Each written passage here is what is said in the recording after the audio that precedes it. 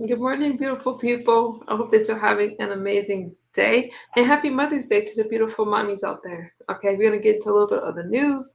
I'm up early today because it's 105 degrees today. And I need to get my workout in before we start the day. So I'll start with the news there. I won't be with you too long this morning, but I'll be back later today. Here we go.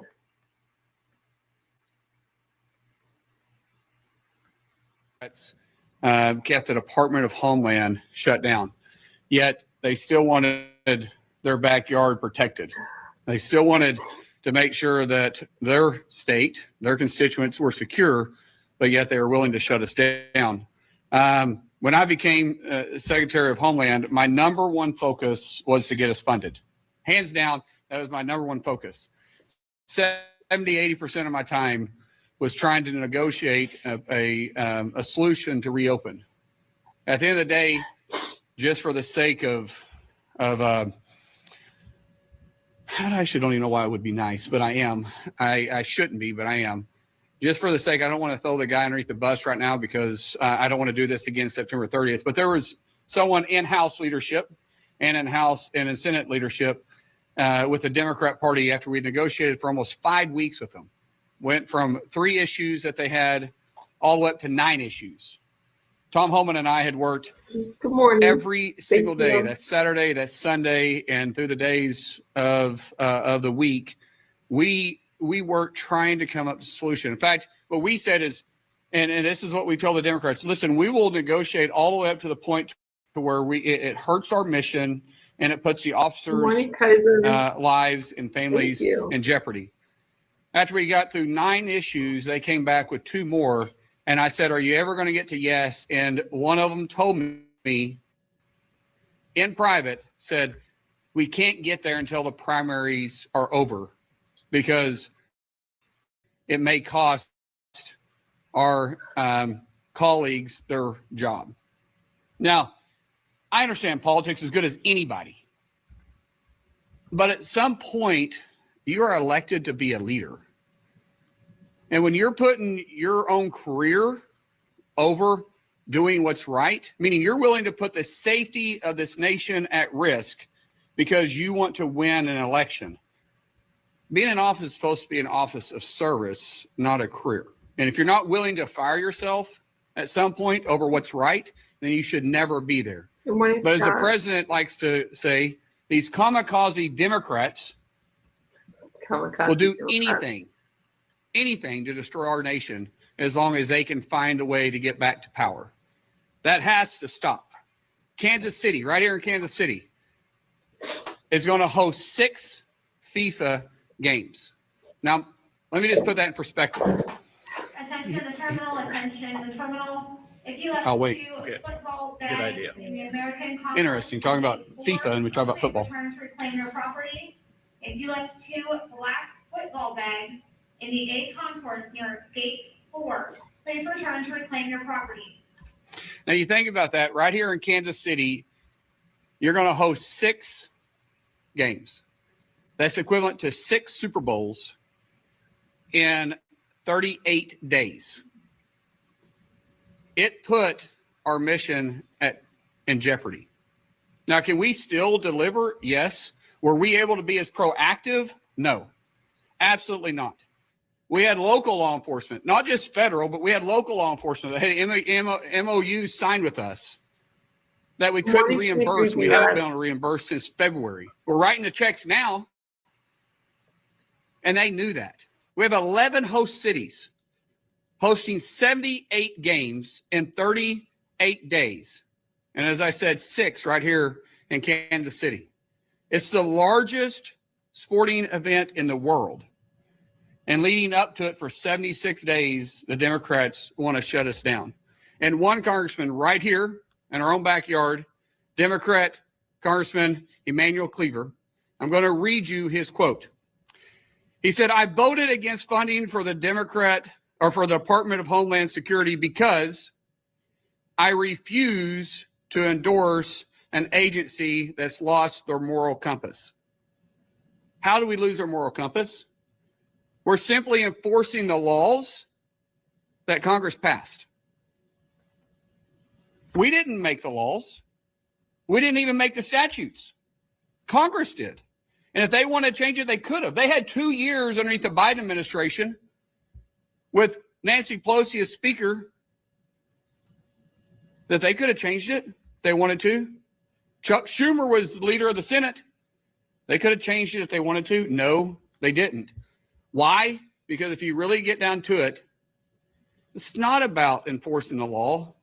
It's about going against their policy. What's the Democrats' policy? They want open borders, and they spend more time protecting the criminals than they do fighting for justice for their own constituents. Open borders, which is obvious when they want to defund custom border protection, and they want to prevent ICE from going out and rounding up the criminals and the worst of the worst. And they're willing to shut down all 20 other components throughout the Department of Homeland to do that. That has to change. The American people decided they wanted to change when they put President Trump in office. That's evident, but they haven't. They've lost their moral compass. Mullin Cleaver needs to understand you've lost your moral compass when you're willing to put the lives of your constituent at risk so you can have political talking points and get reelected. Thankfully, I'm here with a congressman that's willing to do what's right every time. Congressman Mark Alford is someone that's willing to stand up. This is a patriot right here. This is a patriot. He understands that we're here today, we're safe today because the men and women in law enforcement are willing to protect us every single day. The guy standing behind you that's protecting us every day. These guys right here, Mark and I both know, they're willing to put their lives on the line to make sure we get home safe to our family before they will go home to their family. And I've said this once and I'll say it again. I guarantee you their family loves them and wants them home as much as our family wants us home. But they answer the call. We're celebrating this week, Police Week. We're celebrating what they do every single day that some people, not all, some people, mainly the Democrat Party that's working in Washington, D.C., takes them for granted and actually holds them hostage for their own political gain. We don't. And thank goodness I have people like Mark standing beside President Trump and myself fighting for them every day. So with that, I'm going to let Mark have the mic. Thank you. Thanks, brother. Thank you. Secretary, I first want to thank you to Kansas City, great town. I'm honored to represent the 4th Congressional District of the great state of Missouri. This is a big day for Kansas City to have the Secretary here driving home the differences between the Democrats and the Republicans in this matter, this national security matter. You know, as the Secretary said, the House, we did our part. We kept our promises. We kept our word. We passed full funding for the Department of Homeland Security 4 separate times. Unfortunately, the Democrats in the Senate reneged on a deal that was previously agreed to because they didn't like the way that the Department of Homeland Security was deporting and repatriating criminal illegal aliens. They walked away from a bipartisan agreement that would have kept our law enforcement fully funded and operational. And that reckless decision has left ICE and CBP in limbo at a time when threats against our homeland are on a rise. And believe me, they are. That's why Congress must act urgently through the budget reconciliation process to deliver multi-year funding for ICE and CBP. We've got to make sure that they are funded. And that's what this reconciliation process is all about. Look, I'm on the Appropriations Committee. The Secretary, as a senator, was on the Senate Appropriations Committee. This is not the way we like to fund things. We like to fund things through the appropriations process. That's what our committee is all about. But when people, for political reasons, stand in the way, for purely political reasons, to try to win the midterms and to try to keep being primary, like Chuck Schumer, trying to get him not to be primaried by AOC, as you saw in the previous shutdown in November, and now this one. It's disgusting. My dad was a special Texas Ranger, and he used to say these words when he got really frustrated. It's a crying shame. And you know what? It is a crying shame what the Democrats have done to ICE and CBP here in America. It's a crying shame that they can't get behind our unified, what should be a unified force, to deport criminal, illegal aliens and send them back to their home countries. We cannot afford another round of short-term continuing resolutions that leave our front lines vulnerable. Make no mistake, robust immigration enforcement is not a political issue. It is a national security imperative. Every day that ICE and CBP remain in limbo, we risk a return to the Biden-era status quo, one in which our borders are once again porous as fentanyl gang members and potential terrorists flow into our communities. And folks, if you doubt what I'm saying, I was down on that border just 2.5 years ago with Speaker of the House Mike Johnson, and we saw, as we were standing there with 40 members of Congress, 30 illegals crossing, trying to get into the United States of America, just south of Del Rio, Texas. And yet Alejandro Mayorkas, the biggest liar since Pinocchio, would have you believe that there was no chaos, there was no crisis, there was no security breach, there was not a problem at the border. There was a problem at the border, but thank God we have President Donald J. Trump who fixed that and closed the border to make sure that those coming across become part of the fabric of America, not those looking to rip apart America. The American people elected us to secure the homeland, not to manage the decline of the homeland. So now is the time for the House and Senate Republicans to unite with the Trump administration to pass a multi-year funding through reconciliation and give ICE, give CBP the certainty, the resources that they need to protect our nation, to protect everyone in this room, and to protect everyone watching right now. Last week on the House floor, I had the honor to lead the effort to pass the funding for the rest of the Department of Homeland Security. I look forward to leading this fight in the House as well, with leadership there to help Secretary Mullin, House Republicans, to unite in one singular purpose and mission: to fully fund these agencies. Because, ladies and gentlemen, Secretary, I'm here to tell you, failure is not an option. Thank you. To address reconciliation, understand why President Trump and myself had to make this play call. We don't want to separate two components from the other 20 components there, but we didn't have a choice. Why didn't we have a choice? Because Congressman Representative Thompson, I believe it was, said, yeah, he's willing to shut it down again September 30th if he doesn't get his way. If they don't defund CPB and ICE.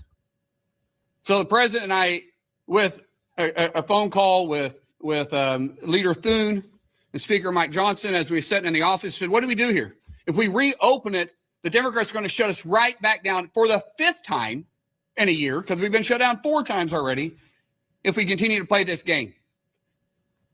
Well, the option we had is, okay, let's do it through reconciliation. Yeah, you're right. It's not a way to fund government. But because of the political theater that the Democrats continue to play, we have no choice. President Trump said, fine, let's do it through reconciliation, and we'll do it for 3 years. That way, they can't continue to play games with our men and women out there protecting us every single day. I get that people have strong opinions about this, but the truth is, it's the only option we have. We're going to fight every single day to make sure that they can't play games with our law enforcement anymore. Amen. So with that, we're going to stop.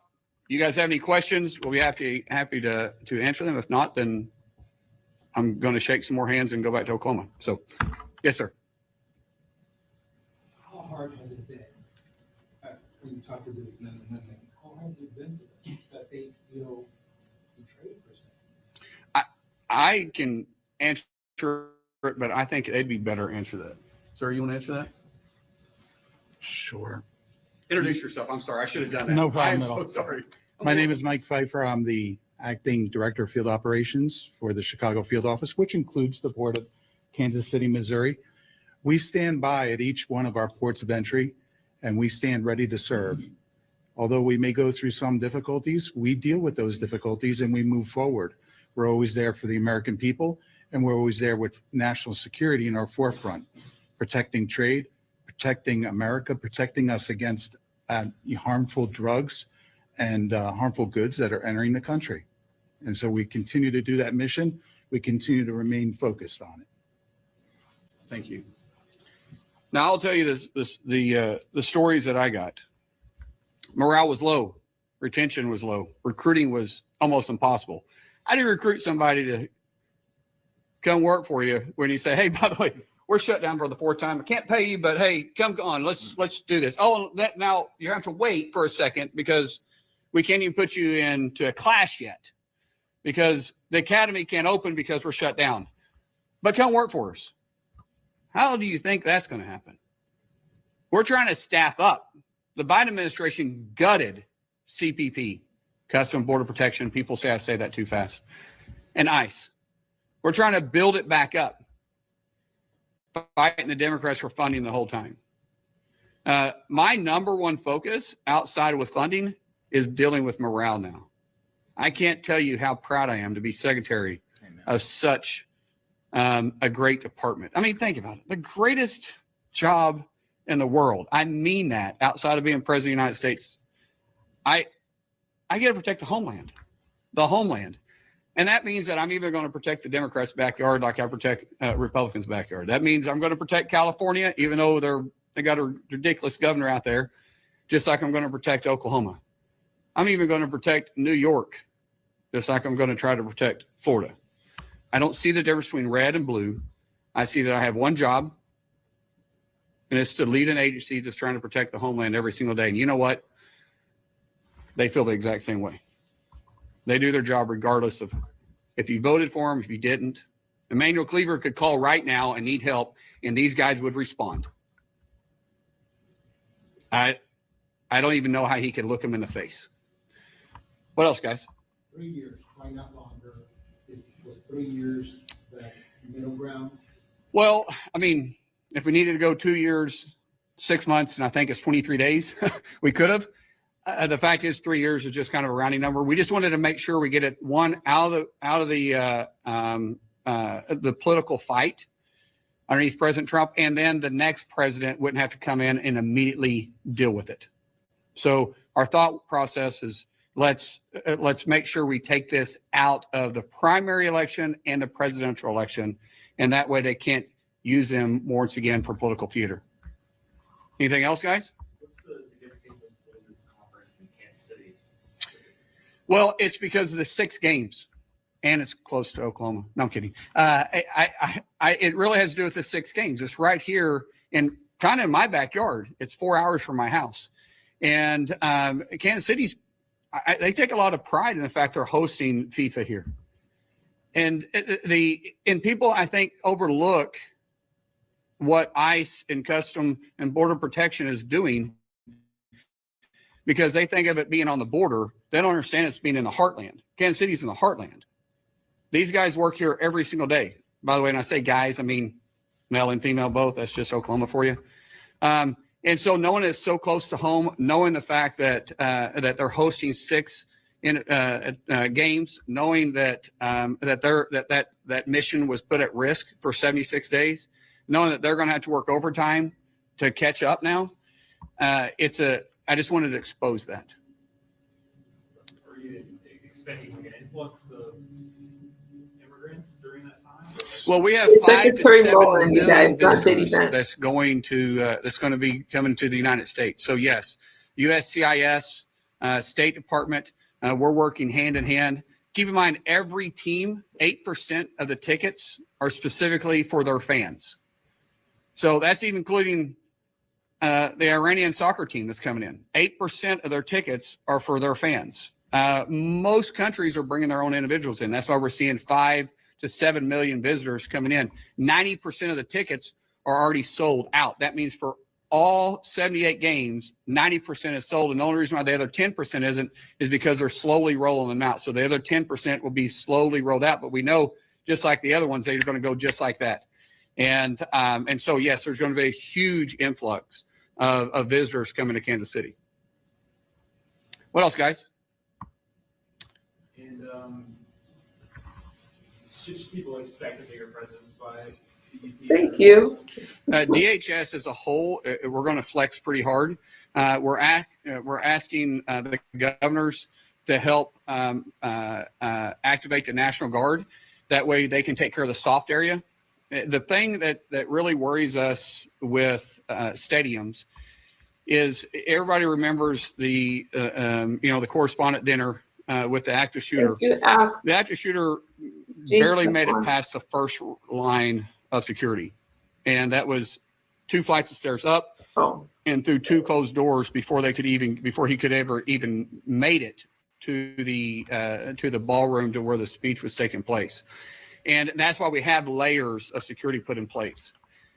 All of us that's been to a football game, baseball game, or any stadium understands the only line of security you have is going into the stadium. So we don't have one line of actual security put in place.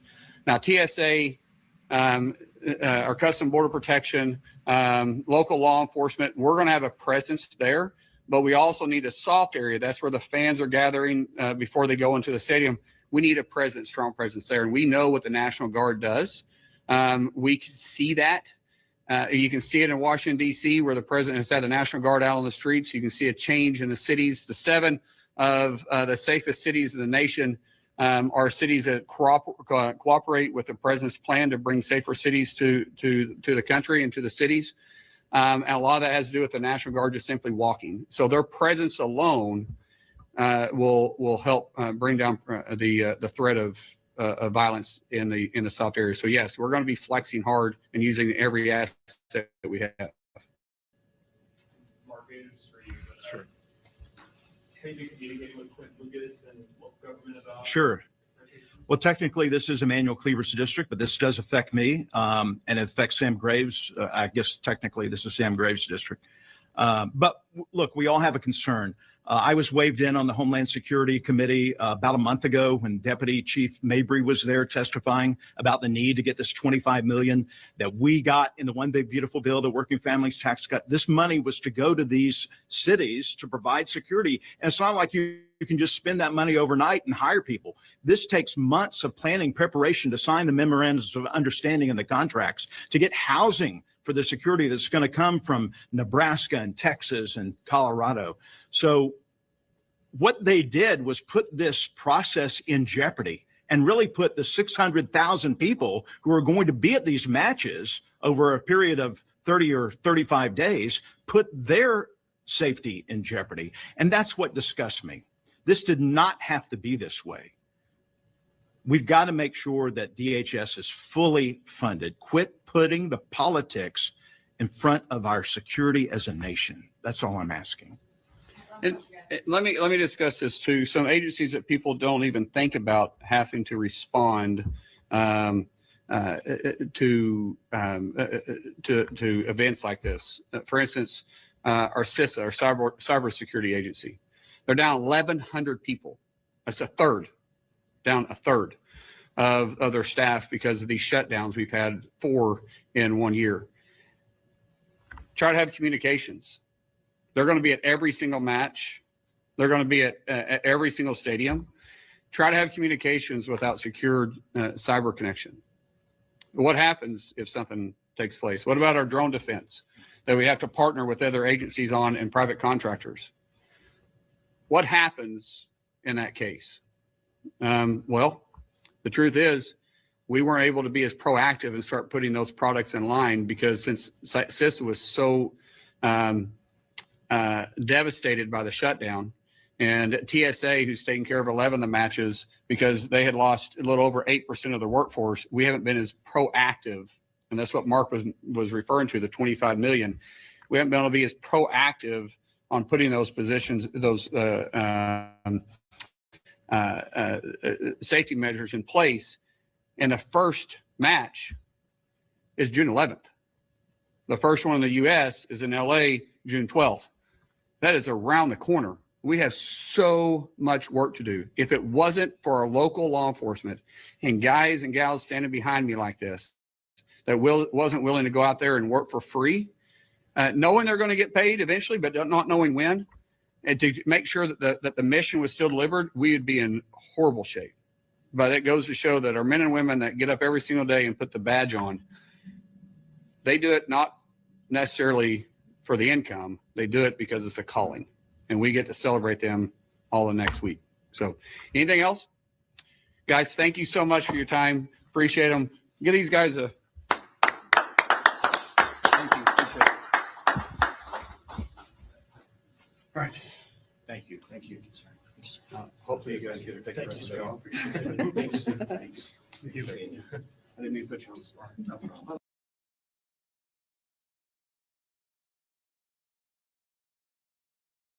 Okay.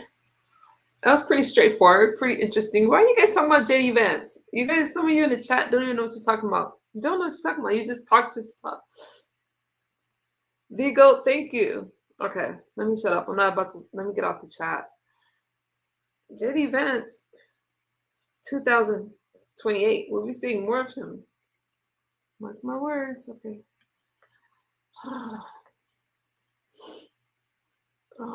Let's see. Where am I going to take you guys? Let's go here.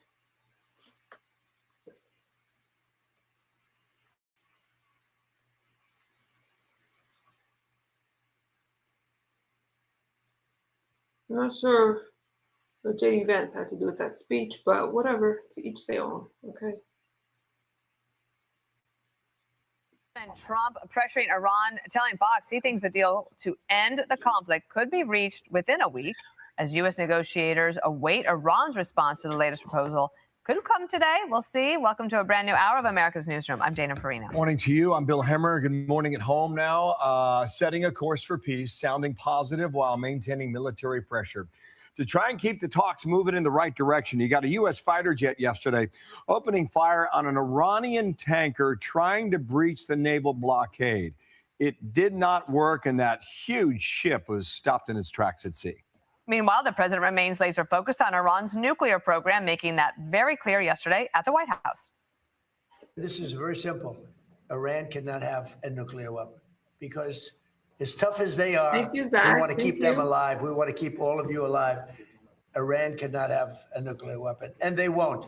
And they've agreed to that, among other things. Welcome All right, back. new hour begins now. Let's start in Dubai with Lucas Tomlinson with the reporting duties yet again there. And Lucas, hello.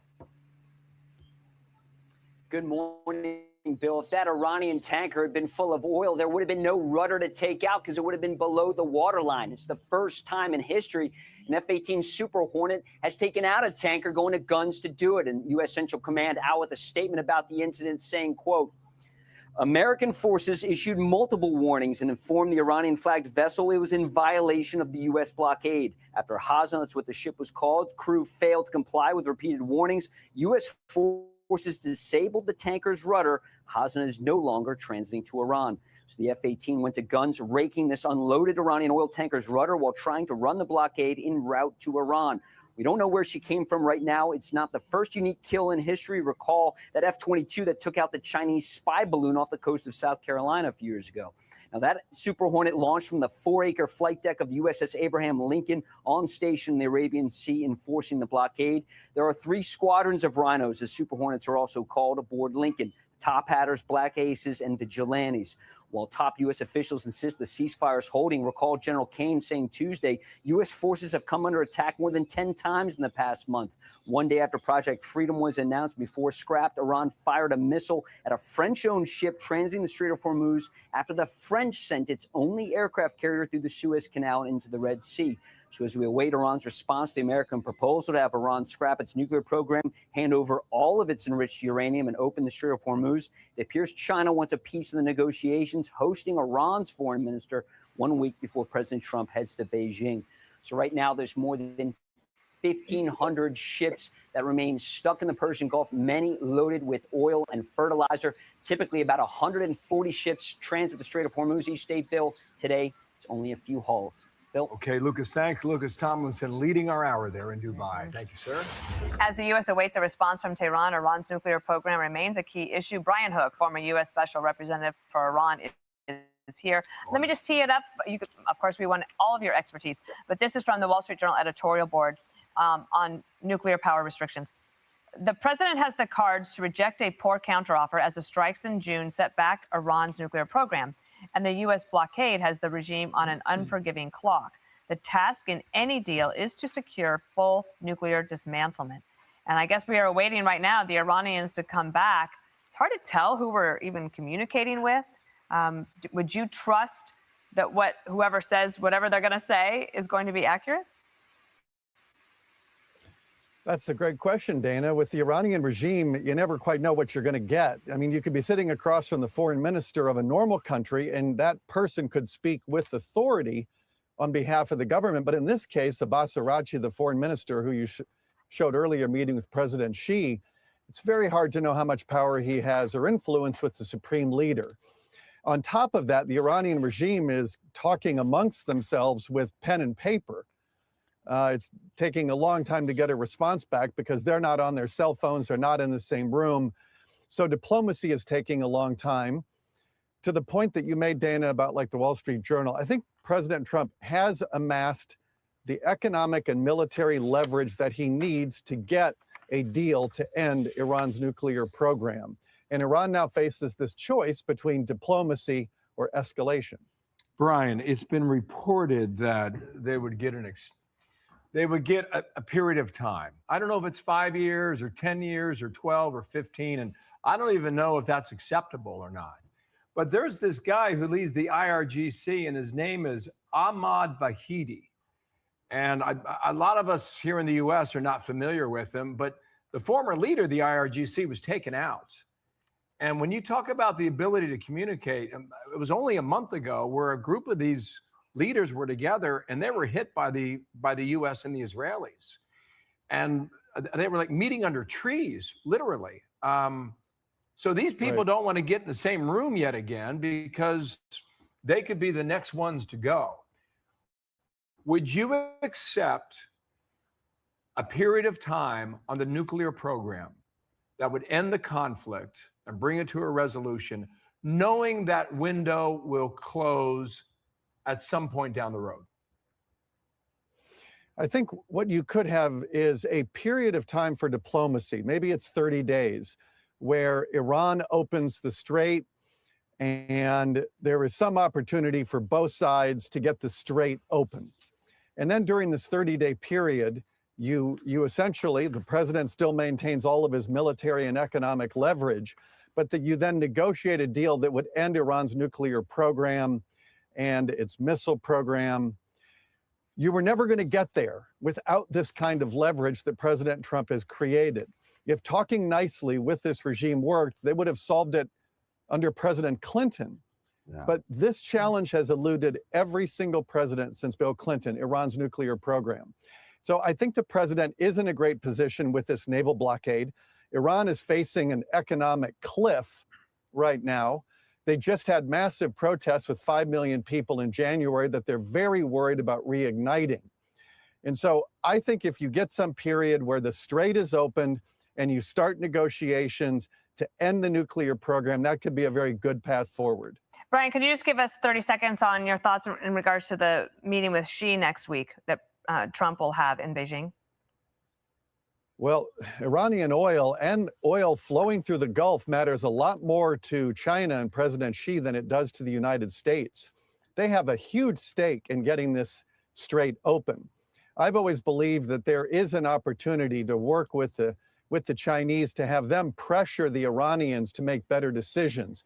Like, there's one thing we can't accept is for Iran to economically blackmail the world by putting a toll booth right there on the Strait of Hormuz. They would be making, if they charged $1 million a tanker, they'd be making $140 million a day. And so that's not in the interest of China or anybody in the world. I think with this summit coming up, there's an opportunity to maybe engage China in the direction of helping to end this. What's interesting about that, Brian, is that China is going to say it's not our war, but it is our oil. Yeah. And it has to be resolved. Thanks for coming back. It's great to get Love your seeing you. perspective. Yeah. Brian Hook. Okay. Thank you. Be sure to like and subscribe for all the Fox News latest on YouTube and catch. You guys. All right. Interesting. Okay, I'll get to you guys' comments in a second.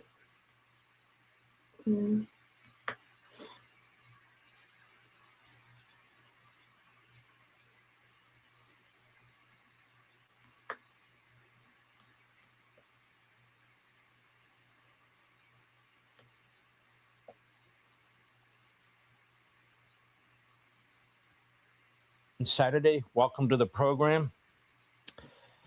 You know, President Trump has done something no president dared to do in the last half century. He, with our ally Israel and their great Prime Minister Benjamin Netanyahu, has destroyed the Iranian regime's military. Thank you, Real the Trump immediate said. nuclear threat. Thank you. And most of the missile systems which were used to terrorize surrounding nations. If I told you that would have been accomplished in a few days, or even a few weeks, you wouldn't have believed me. And yet, for some reason, we act like this hasn't been a spectacular military success.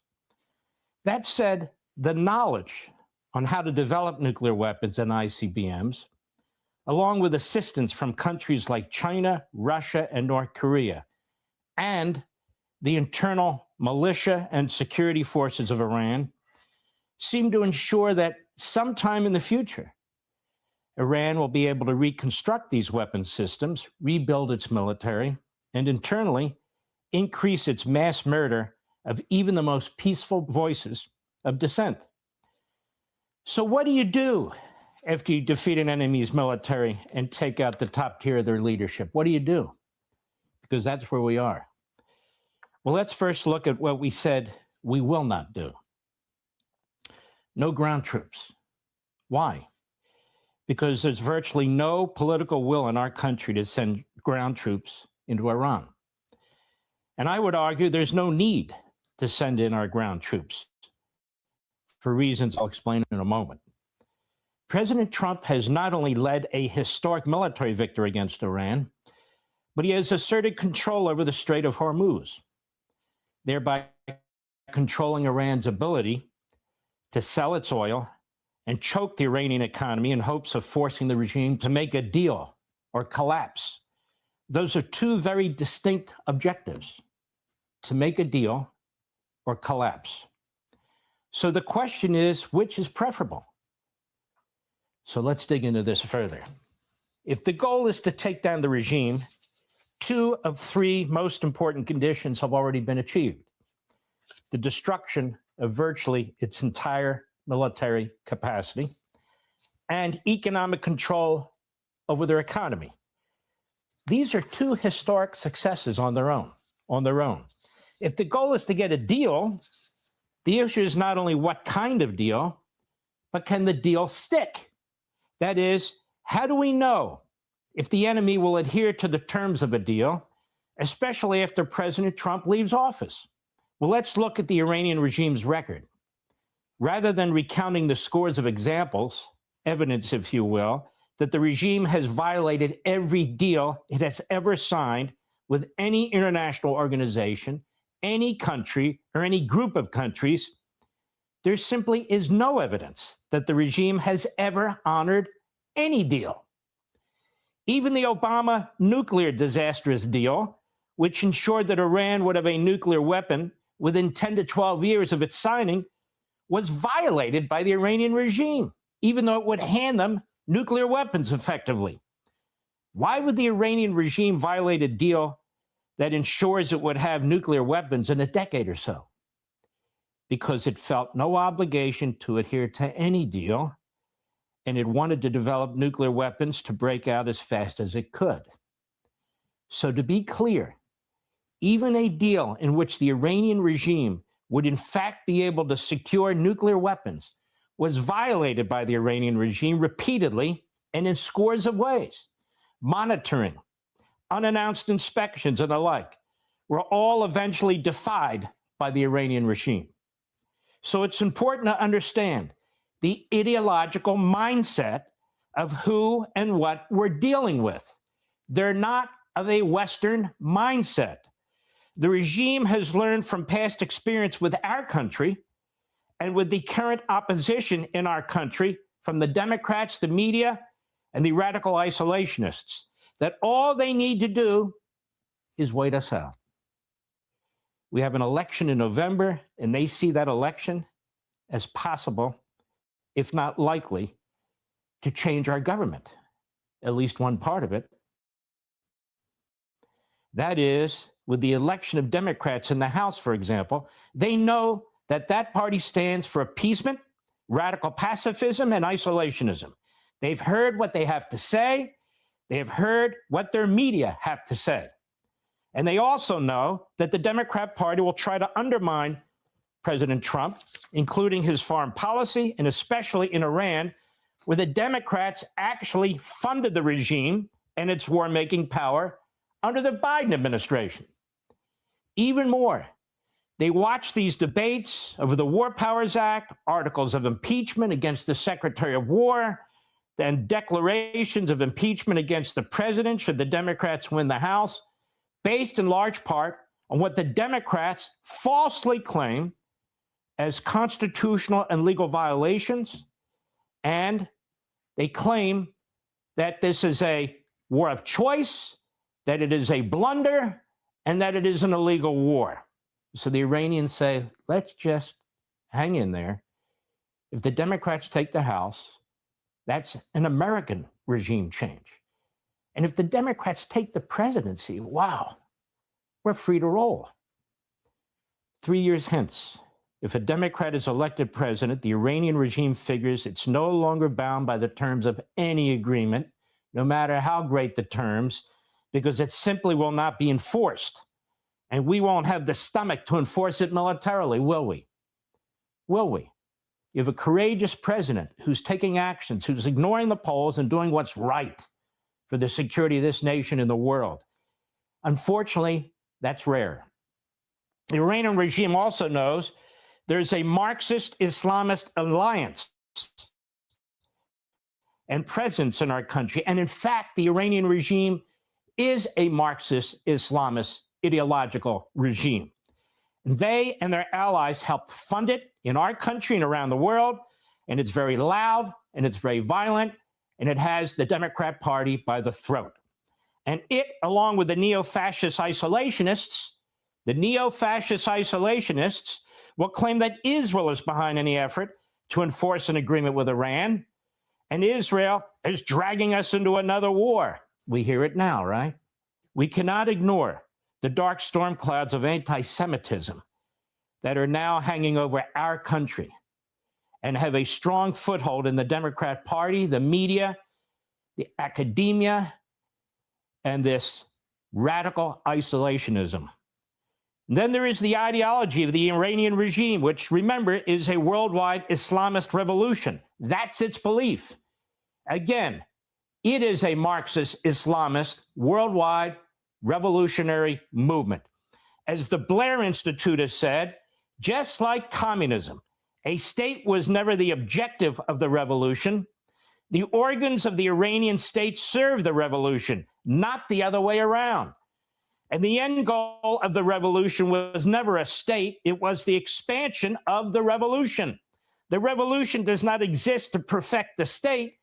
The state, or in this case, the so-called Republic of Iran, is simply a means to support and perfect the revolution.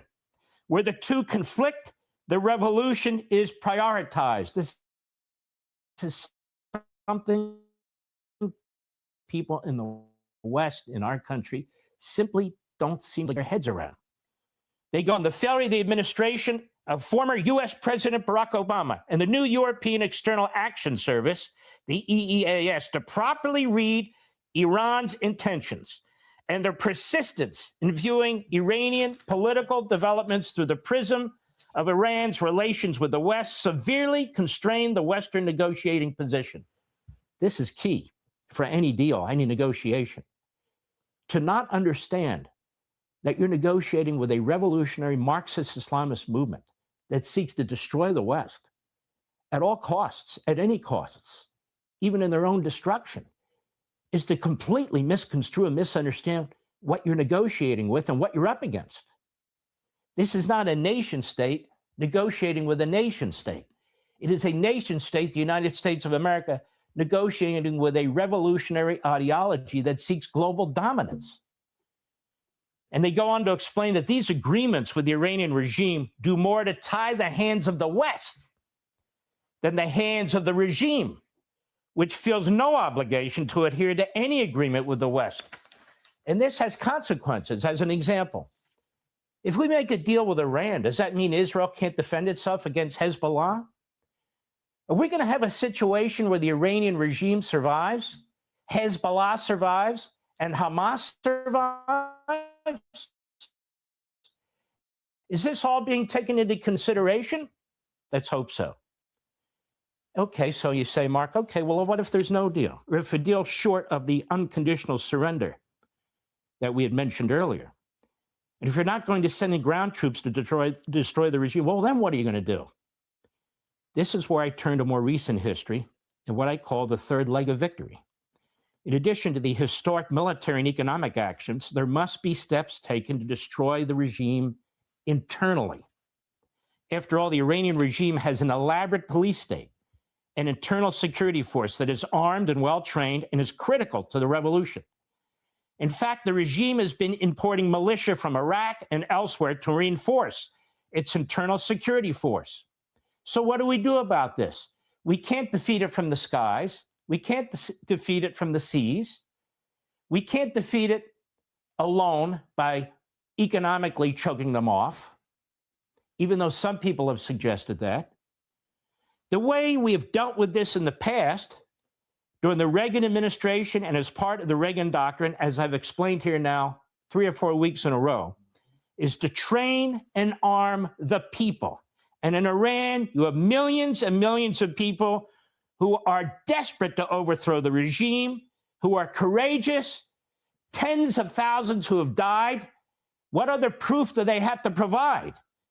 We don't have to create opposition. There is opposition. We need to seize the opportunity, and we need to see the opportunity. And by that, I mean that our CIA, along with the Israeli Mossad, make determinations about the best way to determine who to arm, while at the same time we continue the economic stranglehold, and our military, along with our allies, the Israelis, provide coordinated support with targeted and supportive attacks on the IRGC and the Basij paramilitary police. That's, in my view, how you do it. Well, Mark, you never served in the military. I know history. I know history. Nobody alive ever served in the Civil War either. Nobody alive ever served in the Revolutionary War either. That's not the point. You do leave it to the experts to figure this out. But the President of the United States, the Commander-in-Chief, he makes the decisions. And I look at history. I look at success. Success in destroying the Soviet Union. Success in pushing communism out of Central and South America.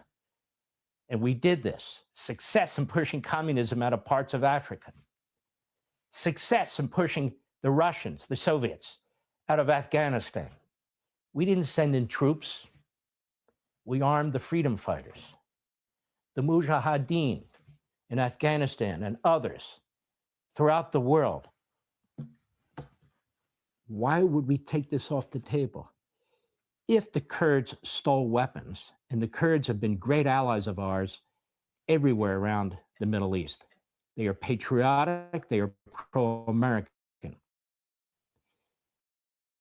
There are other ways to do this. The question is whether our CIA is up to task. I hope it is. I don't know anything about the bureaucracy over there. I remember William Casey, the director of the CIA under Reagan. That man was fearless. It's something to think about quite seriously. This is how we've dealt with it in the past.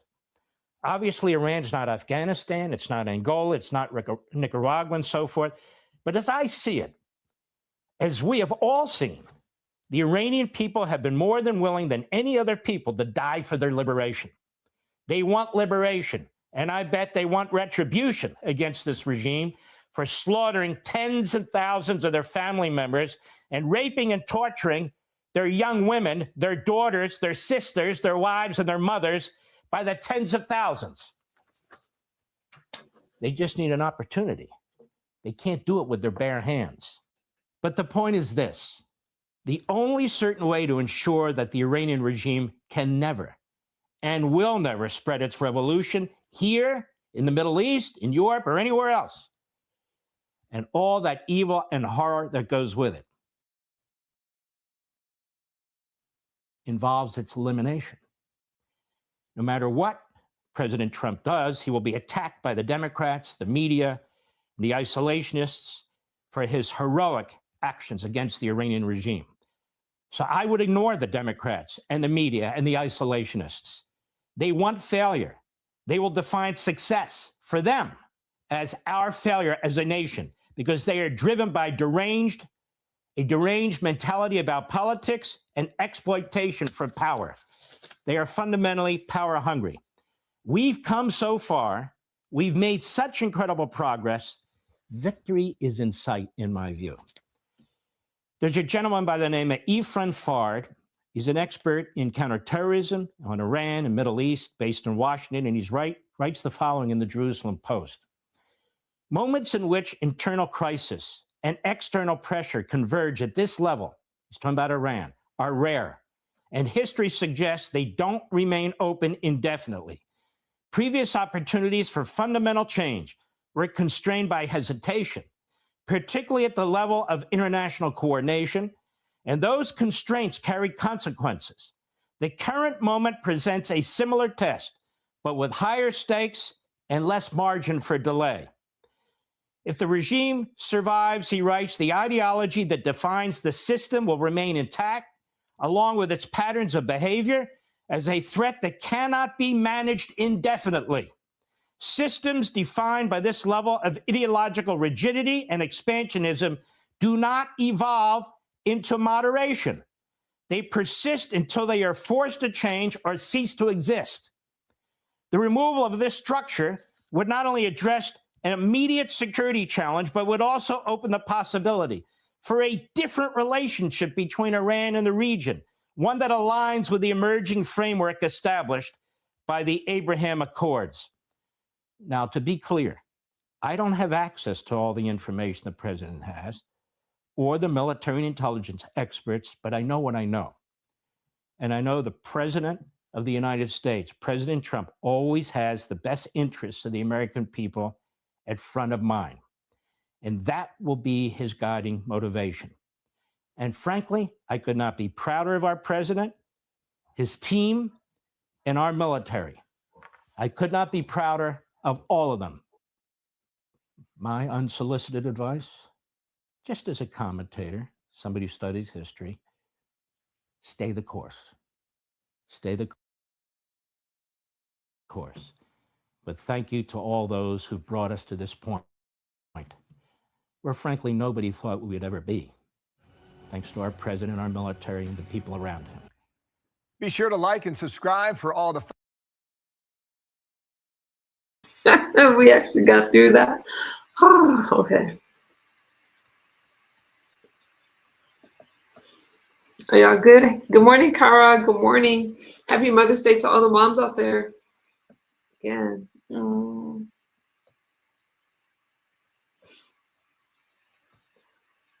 Where am I? Let's go.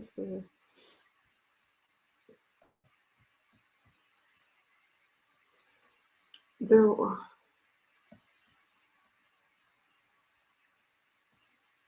The real Trump said.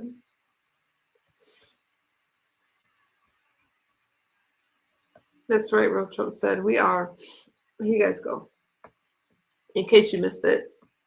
Erica Kirk delivered the commencement address at Hillsdale College in Michigan. The school conferred honorary degrees on the Turning Point USA CEO as well as her murdered husband, Charlie. Here's some of what she told the class of 2026. It's an honor to be here. It's an honor to accept the degrees that I'll be receiving later on behalf of myself and Charlie. On a lighter note, yesterday was my wedding anniversary, and I couldn't help but think of a funny story to share with you through, I had obviously a lot of pain, but when we got married and we went to our honeymoon the next day, we decided for our honeymoon that it would be a disconnected honeymoon, meaning no computers, no cell phones, just being able to pour into each other, plan out what our family life would look like, what type of parents we want to be, what type of spouse we want to be. So really just pour into each other. And so again, no phones, but at the time, Charlie's assistant gave Charlie a bat phone for emergencies. So there was only emergency phone numbers on this phone, nothing else. So when we arrive, we go straight to the gym because that's what we did. And I'm on one side of the gym, Charlie's on the other. And then all of a sudden, I was thinking he pulled out the bat phone. And I was like, okay, maybe he's going to put on some music. He loved classic rock. I was like, maybe he's going to put on some music.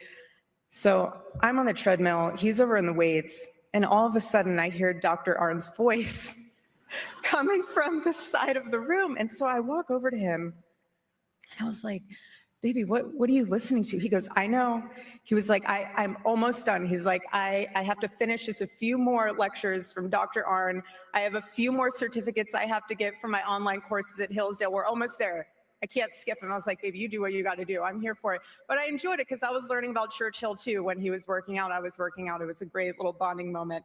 But every time Charlie finished a Hillsdale program, he would screenshot the certificate of completion and he would send them to me every time. I know he would send them to the team as well. I believe he also sent them to you every time he did.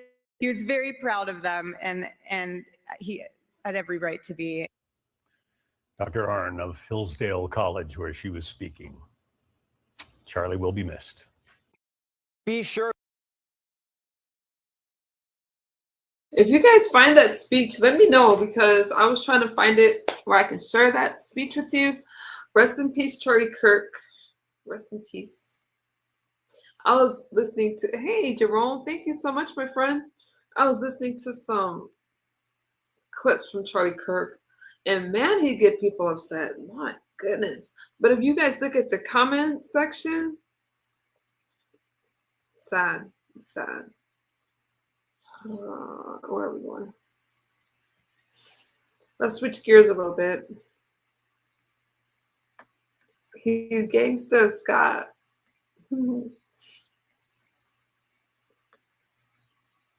Okay, let's switch gears. I listen to all news stations, Miss There.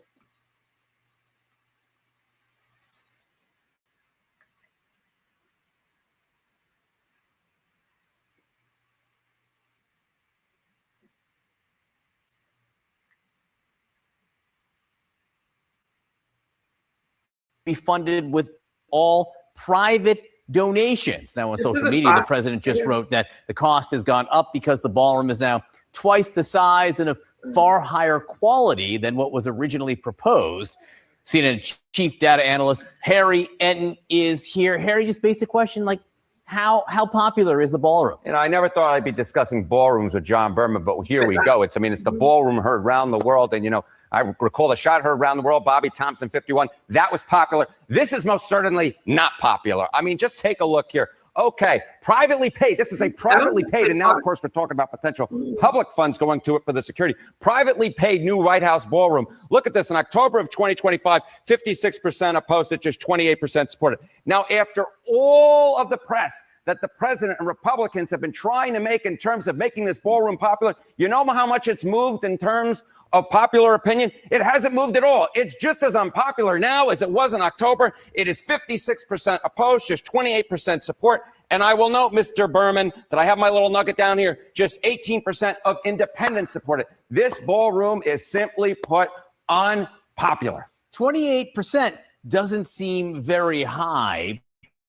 Put 28% in perspective. Yeah, I'm going to put 28% in some perspective to you, because to me, as I said at the beginning, I never thought I'd be talking about ballrooms, because ballrooms are just not my style. But Americans who support or believe in ghosts, that comes in at 39%.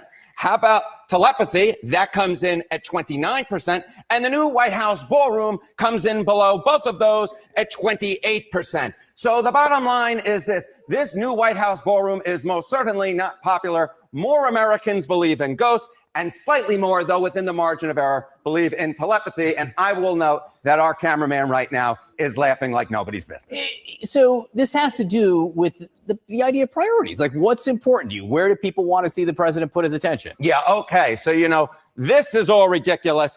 But how about this? I mean, just take a look. Why is this ballroom such a problem, I think, for the president of the United States in terms of popular opinion? Americans on Trump has the wrong priorities. I mean, how much has he been talking about this ballroom, man? My goodness gracious, we're talking about 67% of Americans who say that Trump has the wrong priorities. How about disapprove of him now on government spending, right? Because now all of a sudden that security is going to be funding this, and this is going to be public funds. Disapprove of him on government spending. We're talking about that same 67%. So the bottom line is this.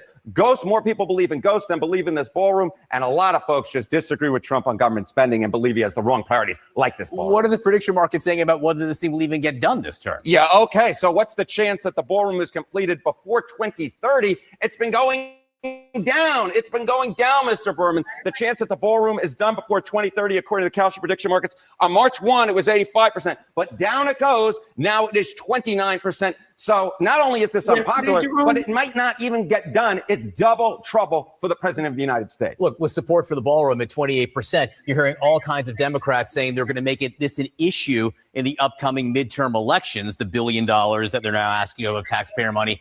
It looks like American taxpayers could be footing the bill for President Trump's ballroom. After all, Senate Republicans are now looking to give the Secret Service $1 billion. Yeah, that's billion with a B, dollars for security upgrades for this project.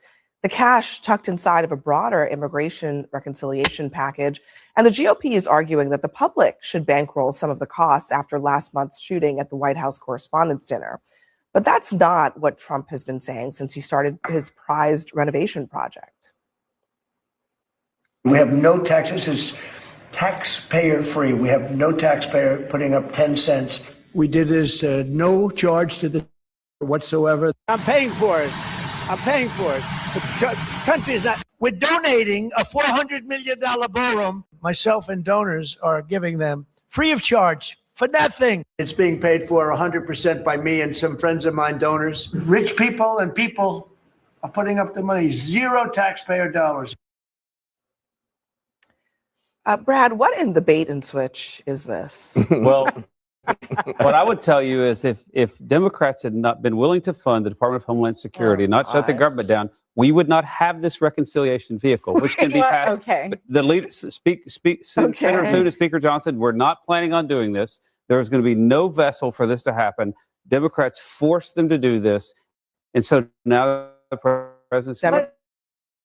So you support the ballroom. Republicans. I do support the ballroom. We need a ballroom. The Obama administration thought we needed a ballroom. We need a ballroom. Like as recently as a week ago, right after the White House Correspondents' Dinner attempted shooting, the DOJ ran to court in 2 days afterwards to argue in front of the judge who has put the injunction on the construction about the need to build this ballroom. And in that legal filing that was done last week, Trump's DOJ, that thing read like a Trump tweet. It said over and over, it's going to be free. It's a gift from me to the American people. It's not going to cost anything. So the problem is not the vessel that it's on. The problem is not the shutdown. The problem is that Trump lied and that he said over and over again. First, it started as a $300 million project that was going to be paid by his cronies, the tech titans and all the donors that want to kowtow to him. Then it got to $400 million. I don't know what the hell happened to that $400 million because I thought it had already been raised, but now they want an additional $1 billion coming from my pocket at a time when Americans can't pay for gas. So therein lies the problem. I do not even understand. sounds I really angry, am trying to understand. doesn't she? If you're Republicans, you know you're facing potentially a tsunami come the fall. Just the history is not in your favor this year. Gas prices are $4.50 across the country. And they decide on this day in March, Cinco de Mayo, that what they want to do is announce $1 billion in May, $1 billion for a ballroom. Well, if I billion? if I may serve as the clerk of the table, I'll read you from the bill. None of the funds made available under this section may be used for non-security elements of the East Wing modernization project. That is direct text from the bill. Now, I don't having think worked that at, matters it doesn't Well, matter let me even finish. one scintilla because it doesn't. no, it doesn't. Because first of all, That's in the bill. president said that the project would cost $400 billion and that it would be entirely paid for by private donations. So now to then come and say after the fact, well, there are security upgrades that we need to make, and it's going to cost 2.5 times that amount, in addition to the $400 billion, that is a bait and switch for the American people. I think that's a valid argument. On the other hand, having worked at the White House, Van was there as well. You've been there. There are security things at the White House that have to be done. I mean, it is the most secure government building in the world. It is a military base, and you can't just ignore that there are security things that go on above ground and underground that most of us will never see. The president bulldozed the East Wing, didn't go to Congress to ask, But now he's going to Congress. even once, to approve a plan. Nobody even knows what the plan is because he just changes it every 3 months based on his grandiose ideas. And the cost keeps going up. And the cost keeps going up. Where's the oversight? Is this $1 billion? This is $1 billion blank Look, check. I don't know if anybody's driven by there lately. Okay, there's a hole in the ground. Yes. We're not going to Created leave. by Trump. We're not going to leave it indefinitely, nor should we leave it. Brad is right. Every administration has said we need a ballroom, we need a better facility. A, B, it does need to be secure. C, as much of it as possible needs to be paid for by private donations, just as the president said. But to me, I think it's sort of cheap point.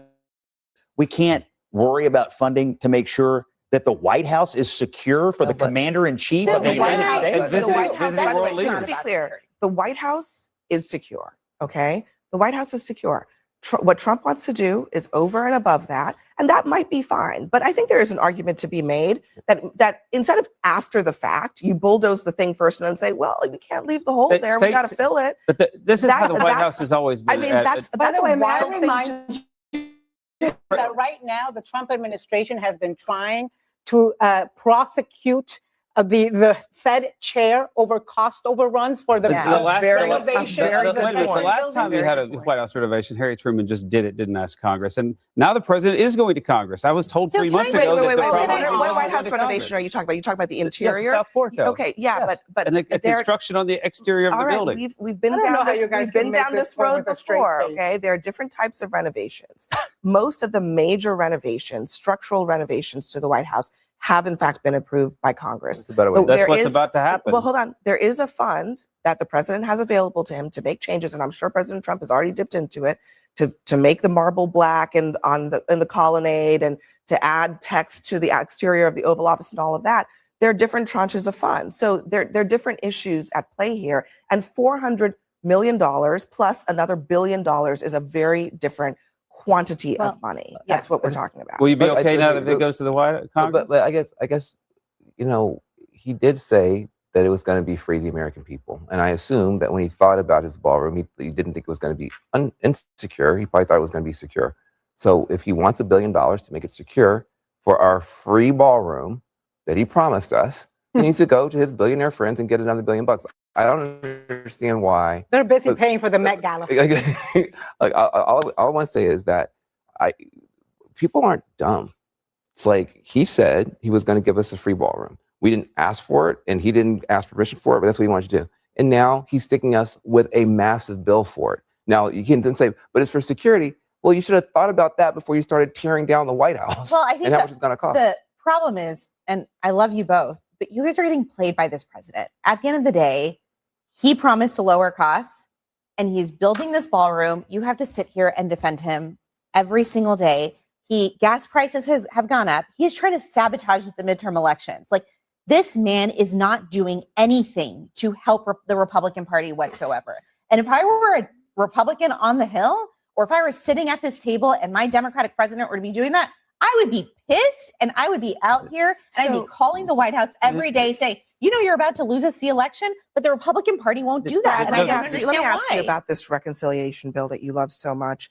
I didn't say I loved let it. Me show you what else. Let's talk. I love it. Just for a second, because I think it's important. The ballroom is the ballroom, but look at what else is in it. Another $32.2 billion for ICE, $26 billion for CBP, another $5 billion for DHS, and just a little sliver, $1.5 billion for the Justice Department.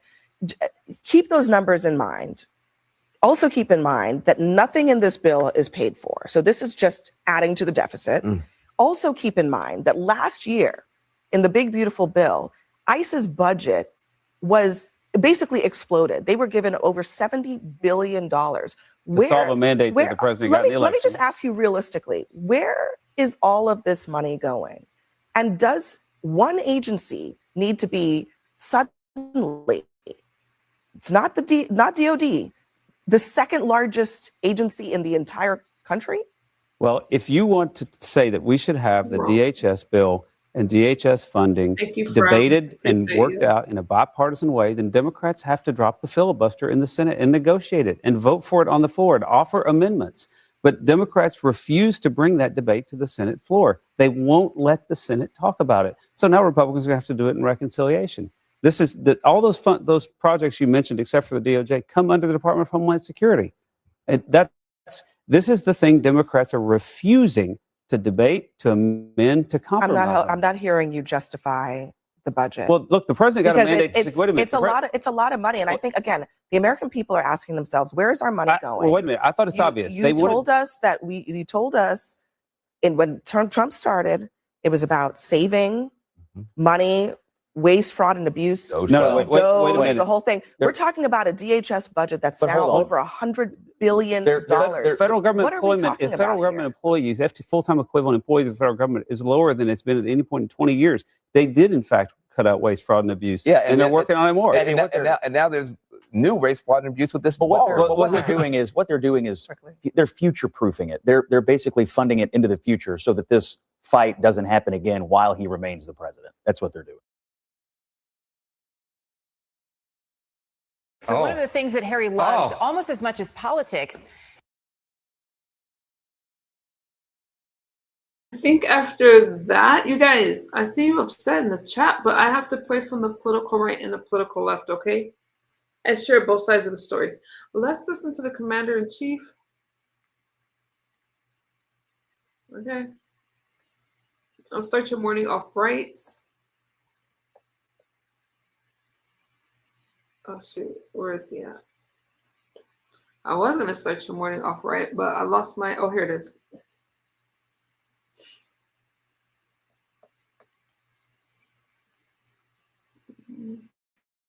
Are we still friends? You guys good out there? I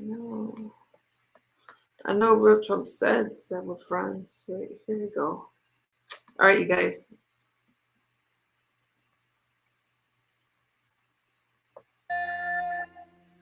Well, thank you very much. We love that song. We could have listened to the whole song. We've had that right from the beginning. It's Lee Greenwood, and it's been a great tribute to all of us. I love that song, but that song gets me copyright. Right? Special people, very special people. Real and I hope you like what we're doing. Did everybody get to see the Presidential Walk of Fame? Right? Thank you, Marcus. Some of your favorite presidents there, some of your least favorite presidents. Some were good, some were great, some were terrible, but that's the way life goes, right? Trudy. You notice the roses. This is a rose garden, and we added a lot of roses, I will tell you. This was a rose garden that didn't have too many roses, and if you look now, we cornered the market on roses, and you deserve them. So thank you for being with us in this beautiful spring, this gorgeous spring day at the very famous Rose Garden. It's been famous for a long time. They let it get a little bit out of control, but now it's brought back to the highest level. And you know where you're standing or sitting right now is white stone, and that was grass. And the problem with it is you couldn't walk on it because this was built on a wetland, and the grass was always soaking wet. It didn't matter. It was always soaking wet, absolutely. And so when Brooke Rollins would get up and start making a magnificent speech, and she'd be standing in mud, and she'd say, I ruined my shoes. Her speeches would never be as good as they could have been because she was always concerned about ruining her shoes. But people would come here, women would come with the high heels, and it wasn't a pretty picture. So after about 150 years, we gave up in the grass. So we said, let's build it so we can use it. And now we have lunches here, we have dinners here, and it's nice and it's cool. The white reflects the sun, so you don't. Well, it does go in my eye right now. I didn't anticipate that, but it's a great place. It's a great place, and we do news conferences, we do everything. And right up here, you probably noticed the new black granite, and it's been so well received. People can't even believe it because the stones were all broken and really in bad disrepair, and it's really become great. And we added the pictures of the presidents from George Washington to a guy named Trump, and people really, they've loved it. We call it the Presidential Wall of Fame or Walk of Fame. We say you could call it either. Do you like walk or wall? Ready? Walk, Presidential Walk of Fame. Presidential Wall of Fame. Same. That's the same. I would call that a tie. But I want to thank you all for being here. It's amazing. The weekend we celebrate Mother's Day, honoring the women who raised us and all of the wonderful mothers in our lives for millions of American families.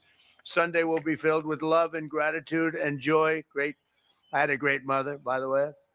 And today we're honored to be joined by many strong and truly heroic moms who have stood up for their children, both in life and in a very profound loss. Very, very terrible in many, just terrible loss, many cases. And we have a lot of the greatest people on earth, angel moms. They're with us today. They're great people. They've been through so much. And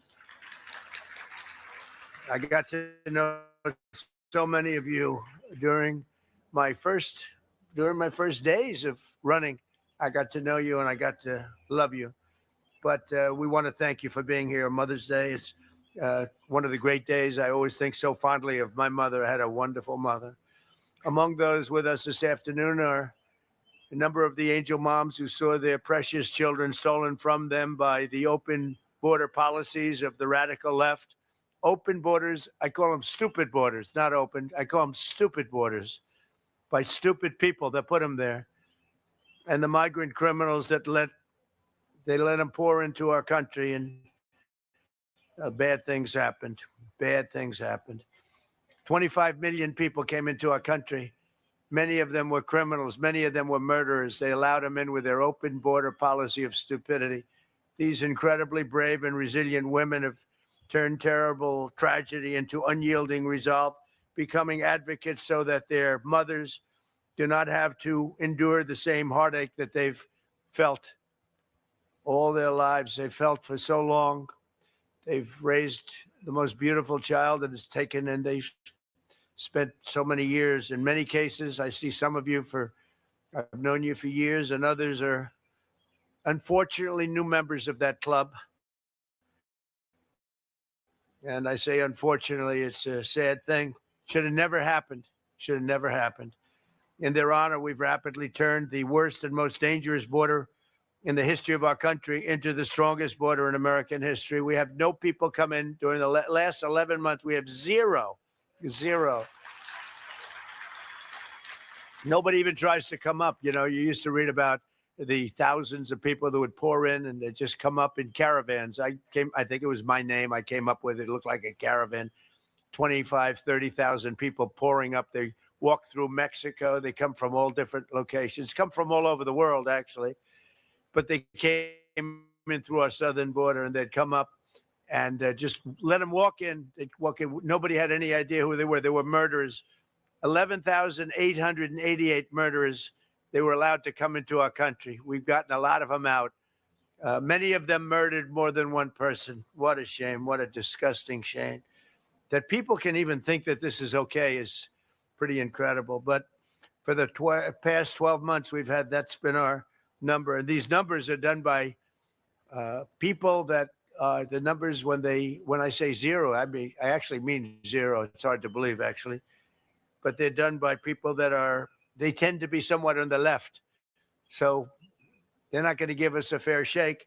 And they say that, people don't come anymore because they know they're not going to get through. So when they know they're not going to get through, they just don't come. And just on that, we save a lot of lives, because that journey up from Honduras and El Salvador and lots of other countries, or from the Congo, where they drop them there and they walk up and they come through our country. They emptied the prisons of the Congo into the area of the southern border and then told them to just walk in because stupid Americans are going to accept you beautifully. And these were hard, mean, vicious criminals they allowed into our country. How anybody can vote for these people is hard to believe, okay? It's hard to believe. But to a friend of mine, Marianne Mendoza. Marianne, where's Marianne? Where are you, Marianne? I got to know you right from the beginning, right? And I won't ask her that, but I would often ask, is it easier with time? Because time has gone by. Marianne, no, it's not. Sadly, it's not. You always hear with time, but a lot of people say it's not easier. But you're a special woman. I've gotten to be a friend of yours. You're a special woman. What you have to go through is disgraceful. Tammy Nobles. Tammy, are you here? Tammy Nobles. Right. Does time help, Tammy? No. No. It used to be, time heals all wounds, right? But it doesn't. That's a joke. Doesn't when you love somebody that much, it doesn't help like it should. Jacqueline Medina, a great person. Where is Jacqueline? Jacqueline, where are you? Thank you, darling. Thank you. And so many others that I want to thank you for coming. And I don't think you've been treated properly. It's hard to believe, but the angel moms have not been treated properly. But this president treats you properly. I can't speak for others, but this one treats you properly. And we love you all. And all I can say is our hearts are out to you on Mother's Day. And you have a good Mother's Day. Go and have a good Mother's Day. In securing our border, we've also made tremendous strides in stopping the flow of illegal drugs into our country. The flood of deadly fentanyl across our border is down by 59%. See, you're down by 97%. 97%. And we're trying to figure out who the 3% are, because they are the bravest people on earth. You see how we stop them by sea. For years, they'd go and catch the boat, bring them to court. They'd go in, they'd go out. By the time of the evening, they'd be back on another boat, bringing drugs in. So we gave them warning, and we don't do that anymore. We do it much more efficiently. But think of that, down by sea. A lot of them came in, about 50%. It's down 97. Now we've started a very strong. The sea was more difficult, and now we've started land, and you'll see it coming down. It's come down a lot, but you'll see it coming down. And they come through Mexico. Thank you, Jerome, my friend. We have a problem because the cartels rule Mexico, and nobody else. The cartels, they just rule it, and we lose 200,000 people a year through this poison that pours into our country. So we have the sea done, meaning the ocean, the waterways, pretty much done, 97%, and we're going to have the land done very soon. I want to thank the brave moms fighting the epidemic of drug addiction, and this afternoon, including Ann Funder. Ann, you here someplace? Ann Funder does a great job. Wow, good. That's a great job you do, Ann. Stephanie Rowe. Stephanie, thank you. Thank you, Stephanie. Thank you. Behind the cameras there, Stephanie. Thank you very much. and a friend of mine, Jackie Siegel, who's a great mom, great mother. Thank you, Jackie. I've known her for a long time. She looks better now than she did 20 years ago, right?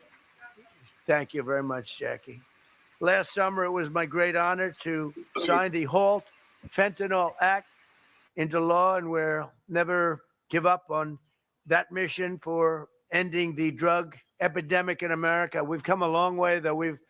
We've stopped massive amounts of drugs from coming in. This afternoon, we're also joined by some of the most extraordinary mothers our nation has ever produced, our cherished Gold Star moms. These are Gold Star moms. These mothers raised up children so selfless and so devoted that they volunteered to wear the uniform of our nation and lay down their lives for all of us. One of those mothers is Janice Chance. Janice, where's Janice?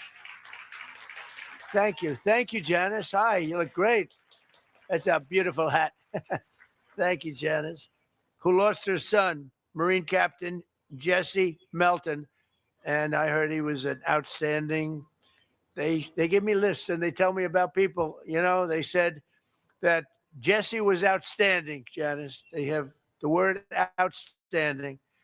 Thank you for being here. Just before he went to Afghanistan in 2008, Jesse told his mother, "Mom, I want to go change the world and make it an even better place. I want to make it a better place, Mom." Just before his 30th birthday, even though he had the day off, Jesse volunteered to take the place of a fellow Marine and that of his brother-in-arms could be present for the birth of a daughter. That day, Jesse gave his life for our country. Jesse was struck down that day by helping somebody else. And Janice, I want to say America is a strong and free nation today because of people like your great son, and we want to thank you for being here. Thank you very much.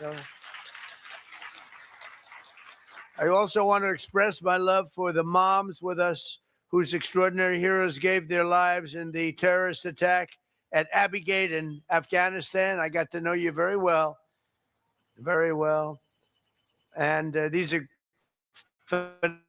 phenomenal people. We went to a club I own in Bedminster, New Jersey, which is beautiful. They played music. They said, "Do you actually think he's coming out?"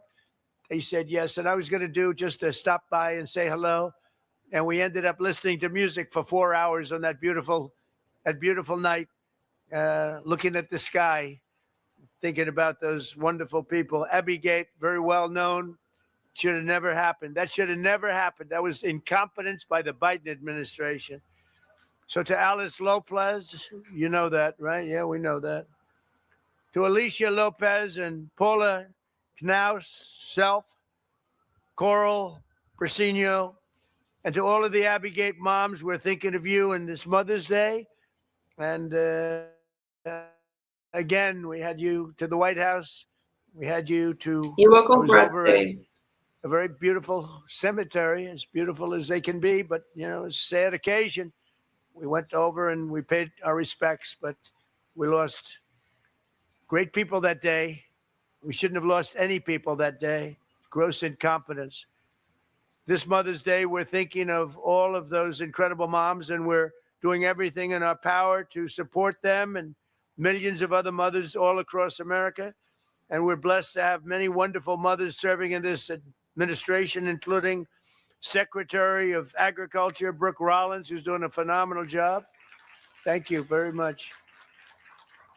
And the first woman ever to serve as a White House Chief of Staff. She's become a legend, Susie Wiles. She's amazing. To help American families and mothers, we passed a great, big, beautiful bill, the largest tax cuts in American history. We expanded the child tax credit to $2,200 from a much lower number per child, and delivered the largest expansion of school choice in American history. We have school choice all over now. We had virtually none. Everybody loves school choice. With accounts, we have a very special thing, the Trump accounts, where we're helping families to set aside tax advantage savings for their children's future. And we are giving every American newborn child $1,000 automatically to invest and to grow over the course of their lives. And I want to thank the Dell family. It's a great family. He is amazing. She is amazing. They've done such a job on that. They put up a lot of money too. Put up $6,250,000,000. That's somebody. And he started making computers on his bed in college and selling them because they were better than other computers. And I said, how did you do that? He said, well, I did it and I just never stopped. It just kept going. So go out and buy a Dell. They're great. We're also working to make it easier than ever before to start a family by lowering the price of IVF, cutting regulatory battles and barriers, and fighting to bring down the cost of living so that more Americans can pursue the dream of, and it's a dream of living just a good life, maybe a great life. We cut drug prices now with the favored nations, most favored nations. We cut them by 70, 80, 90%. You could say 500%, 600, depending on the way you phrase the statement. But we now play. So when I was here, this was a big ambition right at the beginning. I was able to cut them a little bit, but I didn't cut them. I cut them more than anybody else, which was a little bit, because for 28 years, drug prices and prescription drugs only went in one direction. And when I came back, we now did something that everybody said was impossible. Favored nations. We had the highest drug prices in the world by far. Now we have the lowest drug prices in the world. Can you imagine? So we cut them by 50, 60, 70%, and go out and you'll see exactly. It's one of the I think it's one of the biggest things that we've done. Drugs that were costing in London $10 for a pill would cost $130 for a pill in the United States. And now if it's $10 or if it's $20, that's what we pay. We pay the lowest price anywhere in the world. So it's great. And the fake news doesn't want to write about it, but that's why I talk about it, because we have no choice. We have to. So I just want to, again, I want to thank everybody for being here. It's so important. We do things like we keep men out of women's sports, a very popular issue. We stopped transgender mutilization of your children for everyone. We don't have that. But I want to thank every single mother here this afternoon and all across our nation for your work every single day. America's moms are really raising the future of our country, the most important. You have the most, we don't call it a job because when you love it, it's not a job, but for this purpose, you have the most important job there is in America or any place else, and you're doing an incredible job. I just want to wish you all a very happy Mother's Day. We're going to have a great Mother's Day. And for those mothers that lost their child, many of whom are with us today, the angel moms and others, Gold Star moms, we love you especially. We love you maybe even the most. Thank you very much. Thank you, everybody. Appreciate it. That was so beautiful, you guys. That was great for Mother's Day, wasn't it? Look at him.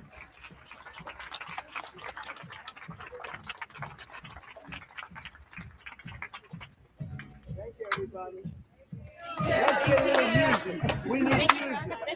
Let's go. Get some music. Where are we sitting? Oh, this way, please, guys. Grab your stool. Guys, move. I don't know, you guys. I thought that was great. For sorting and repacking, then on. You didn't like it?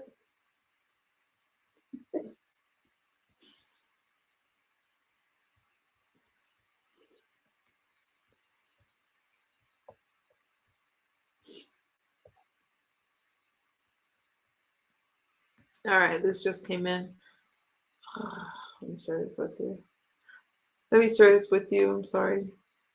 I see my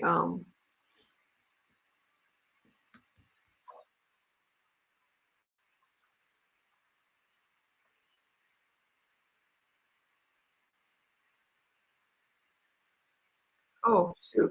Here with what this means for the U.S.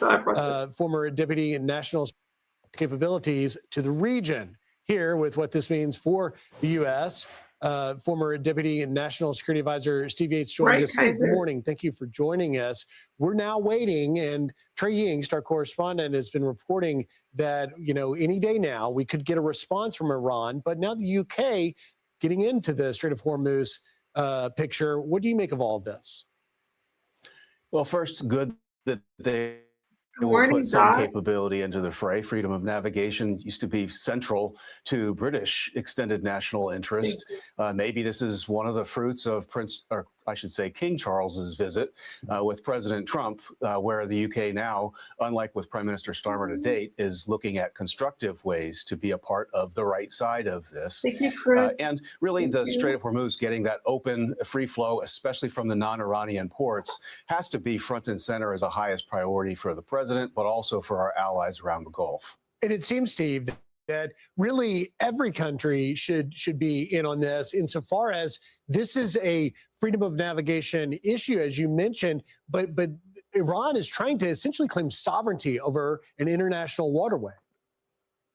It's an outrageous claim, not a surprising one historically. Rogue actors tend to try to do these kinds of things.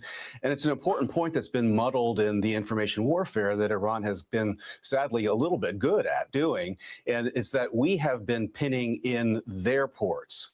But there should be free flow of goods and vessels through those international waterways, especially for the non-Iranian ports. That has been prisoner to the insurance companies who have overpriced that risk, but also because of a lack of support to escort and prove freedom of navigation by other allies. That's why it's important for more to get involved. Lloyd's of London is based in London, so the UK getting involved is maybe a step in the right direction, getting these markets right-sized. And Steve, Tehran is clearly going to be top of mind when President Trump heads to China. And I've said it's the 3 T's, Tehran, trade, in Taiwan, likely to be the topic of discussion. But the previous trip in 2017, that garnered 37 deals that was worth more than $250 billion. Preview for us the president's trade visit and what it may mean for trade. Well, there is a traditional or a classic approach to this that goes back at least as far as the Clinton administration, when they normalized after the Tiananmen Square massacre sanctions were lifted. And the presidents and cabinet secretaries would have CEOs go and make deals. I think there's areas of this that should be open for negotiation: tariff levels, major ag purchases, maybe aircraft purchases. But there's parts that shouldn't be negotiable when they're engaging in unfair practices that disrupt our manufacturing supply chains, when they're engaged in monopolistic acts that control supply chains, critical ones like pharmaceuticals and maybe some other tech areas. Those should not be negotiable. And there's areas where we are competing with them and we need to win because they're trying to compete to win. That's AI, that's space, chips, but maybe even in the auto industry. Those are areas that maybe should not be as negotiable as these conversations move forward. It's going to be interesting to learn, Steve, whether the conversation with respect to Iran bears some news, because as we all know, China gets 40% of its oil from that Strait of Hormuz, and that gives President Trump a lot of cards as he goes into these negotiations. Steve Yates, great insight as always. Thank you for joining.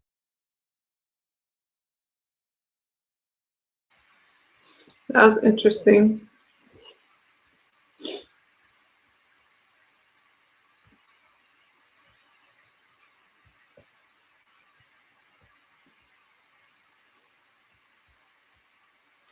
This is interesting too. No.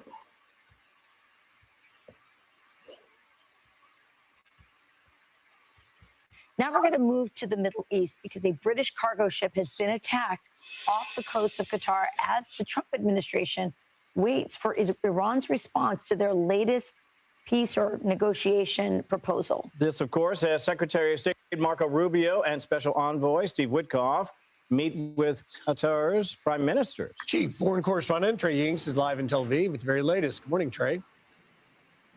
Yeah, hey guys, good morning. Another busy weekend in the region. A cargo ship off the coast of Qatar was attacked this morning. An unknown projectile hit the vessel that was about 23 nautical miles northeast of Doha, according to the UK Maritime Agency. The explosion caused a small fire that is now under control, according to reports. The incident highlights the latest in a series of events in the Persian Gulf and Strait of Hormuz that show Iran is testing the fragile ceasefire. From our perspective, a naval blockade is considered a military act. A military act receives a military response. Let them understand this. From now on, they should assign several additional escorts to their destroyers so that if one of them starts sinking, they can at least rescue and evacuate their naval forces. While the region waits to see how Iran will respond to the latest U.S. proposal to end the war, President Trump shared a series of AI images overnight depicting Iran's navy at the bottom of the sea. President Trump was asked over the weekend about the expected Iranian response, saying this. Do you think they're slow rolling it? Do you think they're intentionally slow rolling the process? We'll find out soon enough.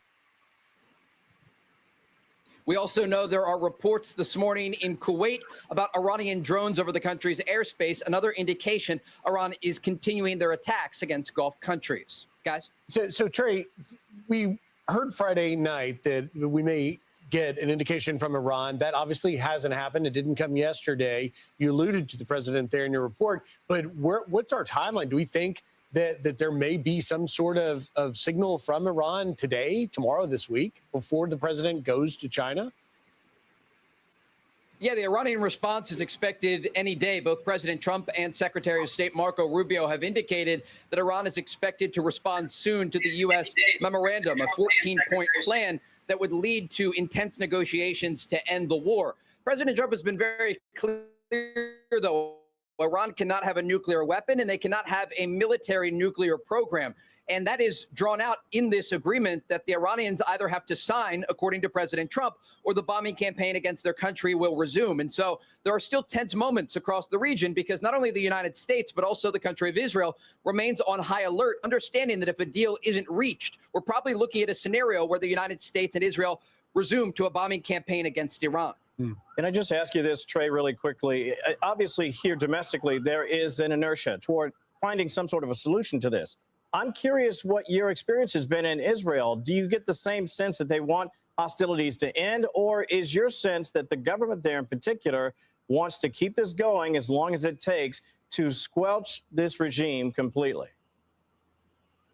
I've been talking with Israeli officials who indicate that Israel wants a deal, but they want the right deal. They want a deal that would ultimately ensure that Iran cannot threaten their country with a nuclear bomb. But also you have other issues on the table that are concerning to Israel. And this is something that Israeli officials are watching very closely. It's not just the nuclear program the Israelis are concerned about. They're also concerned about Iran's expanding ballistic missile program that we saw on display earlier this year during Operation Epic Fury, soaring through the skies of this country and killing nearly 24 people. Also, Iran's support of regional proxies like Hamas, the Houthis in Yemen, and also Hezbollah in southern Lebanon. And so this is a multifaceted issue for the Israelis. And while they are hopeful about the possibility of a negotiated settlement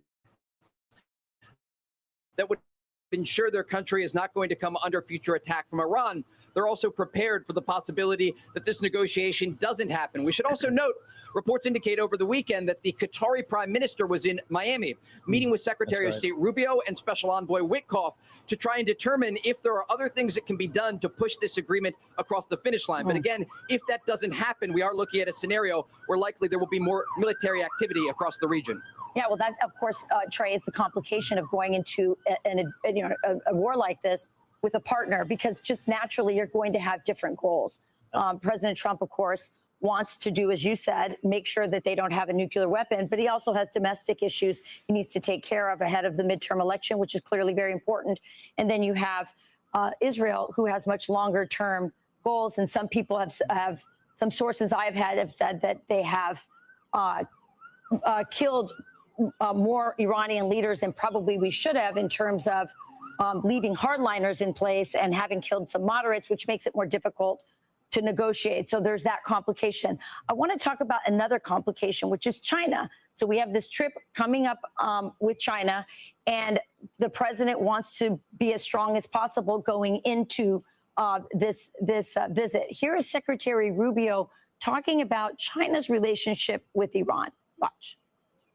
I'm not here to speak on behalf of what's in the best interest of China, but it's obvious. China is an export-driven economy. That means they depend on other countries to buy from them. Well, you can't buy from them if you can't ship it there, and you can't buy from them. The economy is being destroyed by what Iran is doing. So it is in China's interest that Iran stop closing the straits. It's harming China as well. So where is China on this? They're clearly an ally with Iran, but they're getting hurt by this as well because of the oil. Yeah, absolutely. And look, when we look at the Chinese, it's a very important week for President Trump. He's headed to Beijing for that state visit later this week. And when we look at the numbers, this is very important. The Chinese import more than 1 million barrels of Iranian crude oil each and every day. They account for around 80 to even upwards of 90% of their crude oil imports coming from Iran. And so this is certainly going to be a topic of conversation for President Trump when he meets with Xi Jinping, but also for Europeans. And the president has been very clear. It's not just the Chinese, it is countries around the world that rely on the Strait of Hormuz to use not only Iranian oil, but also many of the exports that go through this critical waterway, around 20% of the world's global energy supply. And the United States doesn't rely as heavily on the Strait to have this crude oil.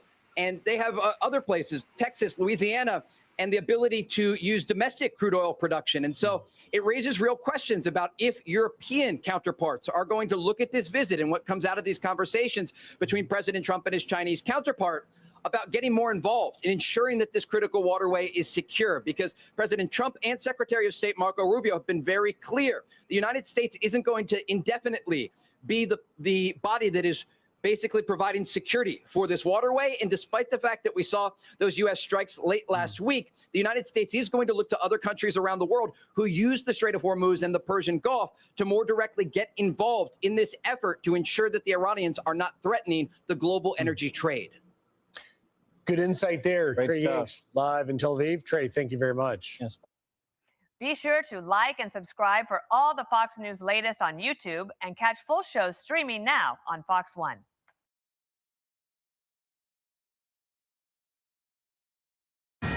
Fox News alert, we are watching a new chapter in the conflict with Iran right now in the Strait of Hormuz. 27th day of a ceasefire, and Iran is faking its way back to fighting, apparently. The radical Islamic regime has claimed it fired on and hit a U.S. warship to prevent its entry into the strait. But that's not true. Confirmation from U.S. Central Command says Iran did nothing. Iran is managing, however, to panic over the U.S. blockade continuing to put a stranglehold on their economy.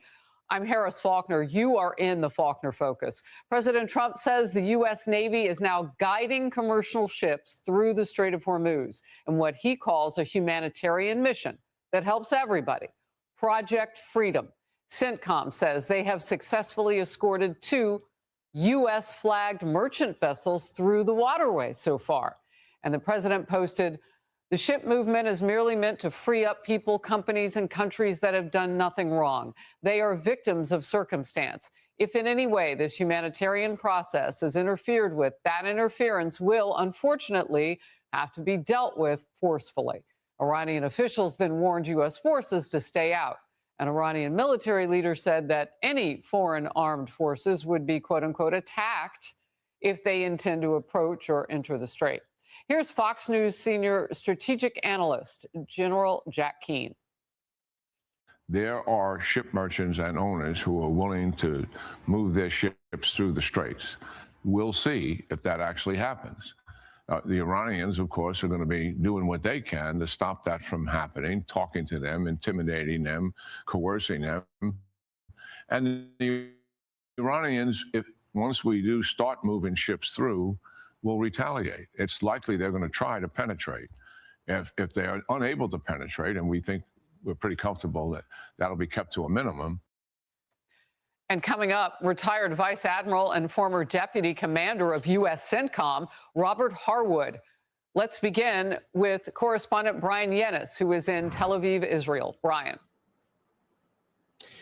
Harris, and breaking right now, the United Arab Emirates says its missile defense system is currently responding to a missile threat. Now, this comes after the UAE accused Iran of striking one of its empty oil tankers with 2 Iranian drones today as it made its way through the Strait of Hormuz. South Korea is also investigating a potential attack on one of its vessels that suffered a fire in one of its engine rooms. These are fast-moving developments today, as CENTCOM says that at least 2 U.S.-flagged merchant ships have successfully transited the Strait of Hormuz through what the U.S. is calling an enhanced security area along Oman's territorial waters. This is all part of Project Freedom, launched this morning, a humanitarian effort to safely guide an estimated 800 stranded cargo ships and tankers and some 20,000 crew members out of the Strait of Hormuz. President Trump is warning that any interference from Iran will be dealt with, quote, forcefully. Now, the Wall Street Journal says U.S. naval ships are not physically escorting ships out of the strait, but CENTCOM says guided missile destroyers, 100+ land and sea-based aircraft, and 15,000 service members are supporting the mission.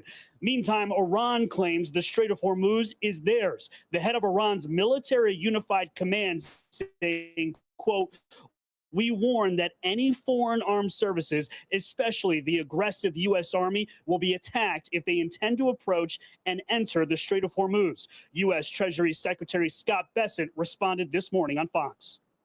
We are not the provocateurs here, but if the Iranians want to escalate here, we are willing to escalate. It is a test of Iran, but Bill, again, this is a ragtag band of pirates that the great U.S. military, we've destroyed their Air Force, we've destroyed all of their conventional Navy. Their battle lines along the strait have been destroyed.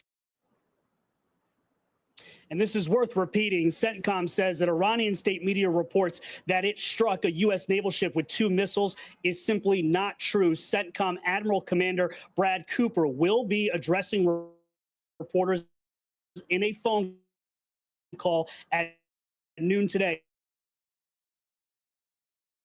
updating us on Project Freedom. Harris? Oh, that is great. Yeah, that wasn't true, but that phone call coming up with the commander will be great to get. Thank you so very much. In focus now, Vice Admiral Robert Harwood, a former deputy commander of U.S. CENTCOM and retired U.S. Navy SEAL. Sir, always great to have you in focus. Look, I want to start with this new, what the president is calling a humanitarian mission, Project Freedom, and get your top line thoughts on it. Or he's made the guarantee that we will guide ships through the Straits of Hormuz. And that means we're giving them directions, we're helping them through, we're providing some sort of coverage which is separate and distinct from escort, where you'd accompany every ship, provide coverage. This allows them to maintain as military options to respond and not tying up those assets, but helping those countries who are willing to move their ships through the straits. Do you believe Iran's leadership, their military leadership, whoever may be left and alive, when they say that they are ready to re-engage at any moment militarily? Well, I doubt they really have much capability left. Maybe some missiles, some drones. But again, it'd be a very foolish move on their part, because we'd respond with overwhelming force almost immediately, not only eradicating the threat that it presented, so engaging and taking that out, but a more broader and significant response. So I think that'd be unwise by Iran. And I think at this point, they're just using any rhetoric and psychological warfare they can to keep this as uncertain and playing to their equations of milking time for as best they can, while they continue to struggle with the economic impacts of the blockade. Well, and that's what's really confounding here. I mean, it's not very logical. Look, the United States, nobody wants to stay at war. We don't want that situation. However, if it's a few weeks away, and I'm reading less than 22 days, maybe even shorter than that, that their economy really starts to significantly falter in ways that we can see from the outside, for example. And here's more on it from Treasury Secretary Scott Bessent. We are saying the Iranians do not have control of the strait. We have absolute control of the strait. We have blockaded the ships going into or out of Iranian ports. Their economy is in free fall. And everyone says they have the high tolerance for pain. Well, their soldiers will not have a high tolerance for not getting paid. Nobody has a high tolerance for not getting paid over there, I would imagine. It involves food as well, from some of the reporting that we can even get with the internet down. The Wall Street Journal editorial board with this: Operation Economic Fury is squeezing Iran's financing, and to avoid shutting in its oil wells, the regime is scrambling for any junk storage it can find. When Iran runs out of oil storage, it will have to stop production, causing permanent damage. Reliant on imports, Iran also faces a gasoline crisis, which is politically combustible.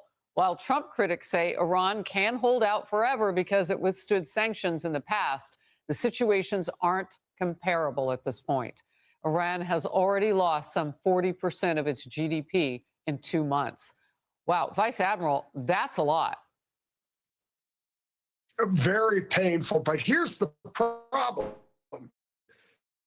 That's going to hurt the Iranian people most. Yeah. And the guys who will take care of themselves are the IRGC and the thugs. So the good news in that only intensifies the pressure internally and forcing the Iranian people with the right enablers to respond and go after the regime. So all of this is a great strategy by the president. And as the secretary said, this is only going to add pressure to them and change their calculus for survival. You know, Vice Admiral Harwood, you always bring the optimism, but you bottom line it for us. So if we are in a position where they can wait out a little bit longer, because they first surprised us with a number of drones and ballistic missiles they had at the beginning of the war, day 27 of a ceasefire, if it looks like it's going to be another 27 or beyond that,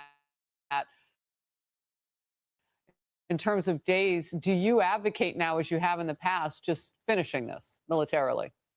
Without a doubt.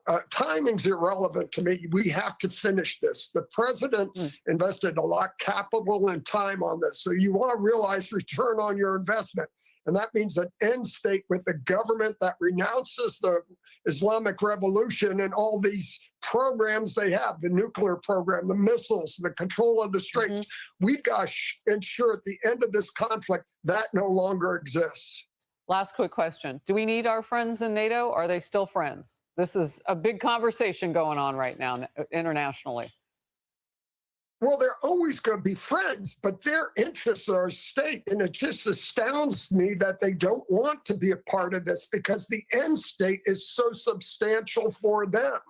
And they're going to come to that conclusion at one time or another. And if they don't, we will finish the job and they won't be involved with what comes next. So the stakes are very high for them as well. And I believe at the end of the day, they're going to come to that realization, just like the regime is going to come to the realization that they are going to end their activities. So it's just a matter of when everyone comes to their senses and realizes the irrefutable ending of how this will all play out. Vice Admiral, former U.S. CENTCOM commander, great to have you always. Thank you. Thank you. Be sure to like and subscribe for all the Fox News latest on YouTube and catch full shows streaming now on Fox One.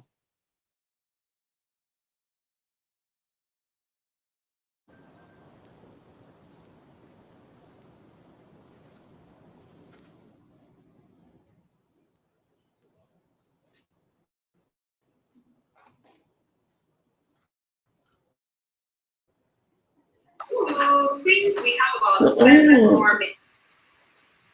Hey guys, hold on. Hi, good morning, everyone, and good morning to my colleagues on the Senate Committee on Veterans Affairs. Woo, yeah, no, we're not watching a 3-hour trial right now. Hold on. For those of you feeling a little patriotic, I got you this morning. Before I get out of here, I want to make you feel okay, all right? I think I have something you're going to like.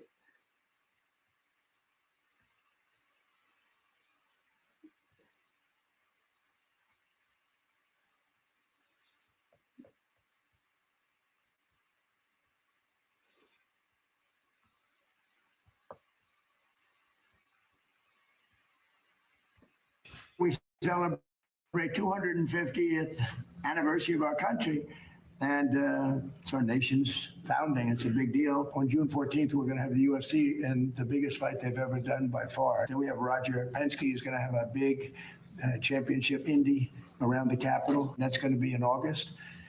So we have a lot of really exciting Right, things happening. Jim?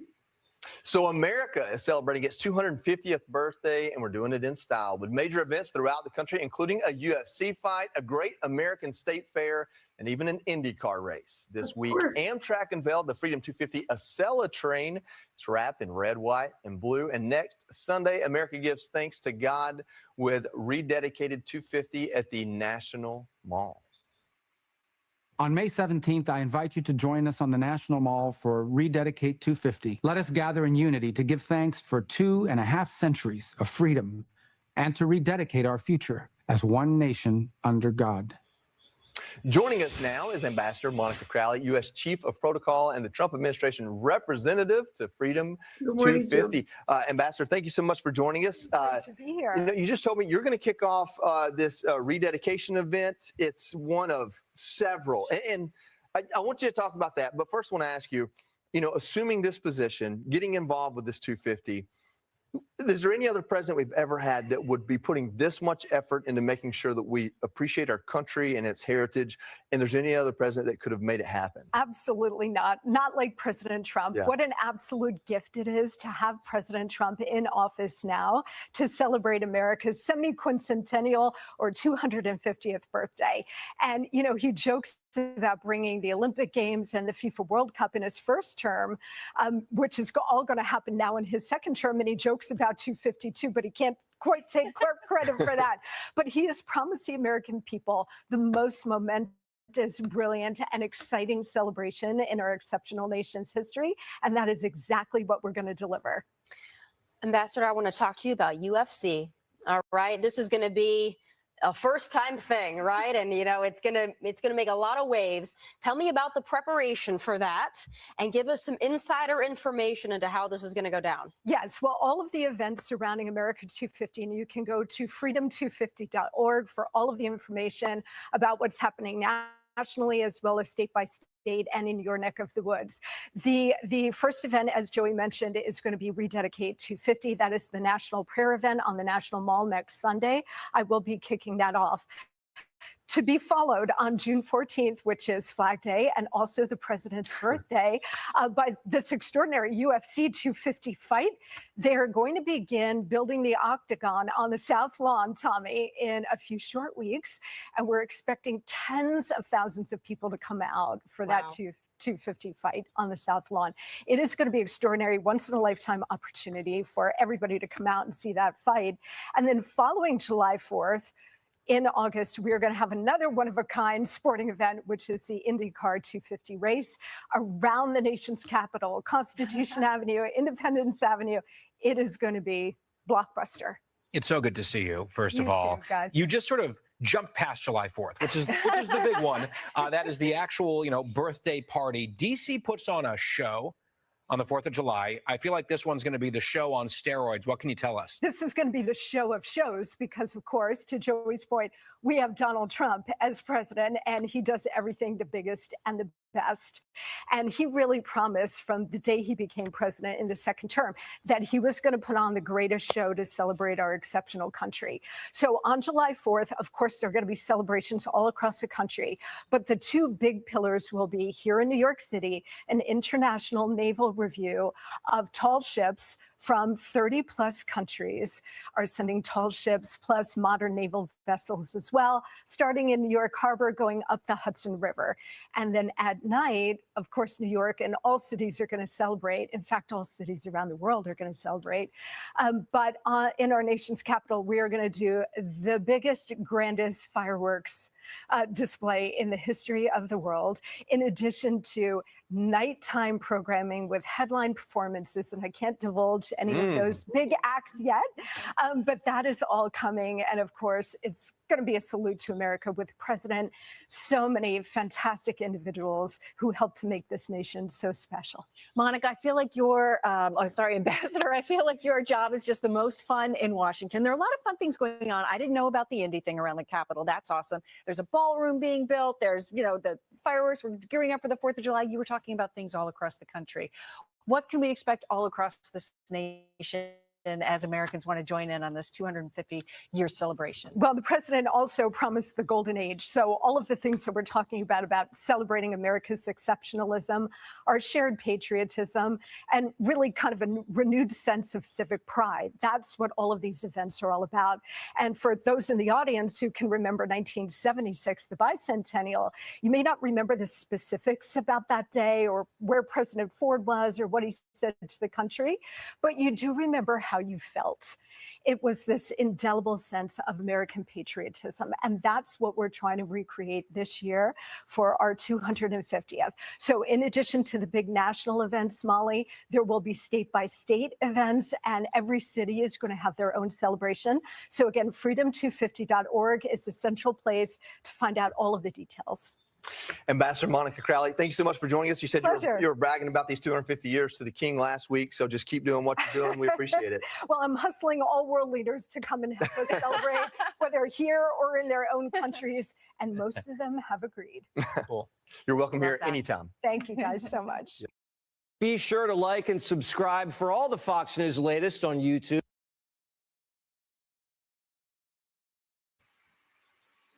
Did you guys like that? Told you.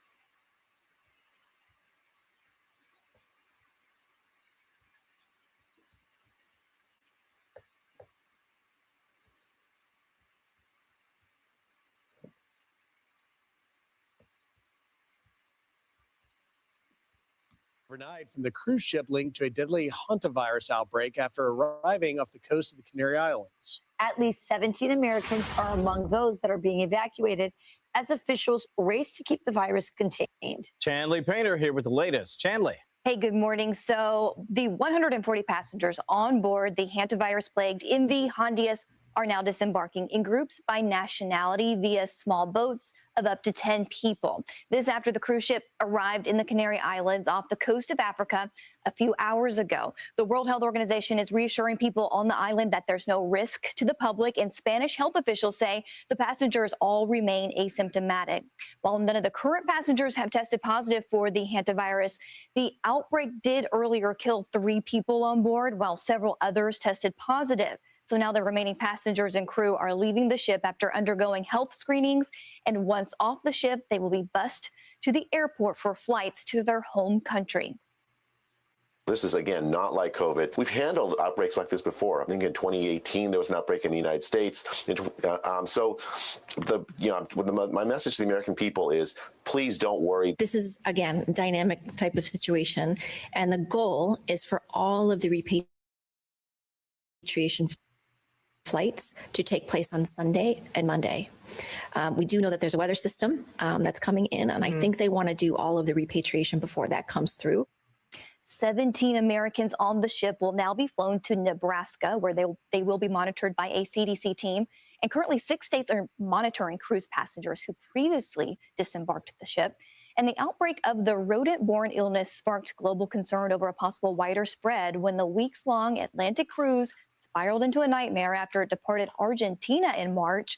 Authorities say an elderly Dutch couple carried the rare Andes strain of the virus after contracting it in Argentina last month while visiting a landfill overrun with trash, known for a pilgrimage point for bird watchers. Guys, back to you. All right, Chanley. Thank you, very Chanley. much. Be sure to like and subscribe. Okay, my last one for you guys is this because it just came in. All right. Let me give you guys a quick update before I get out of here, and then I will see you guys later, okay? If not today, then tomorrow. Wait, where is it?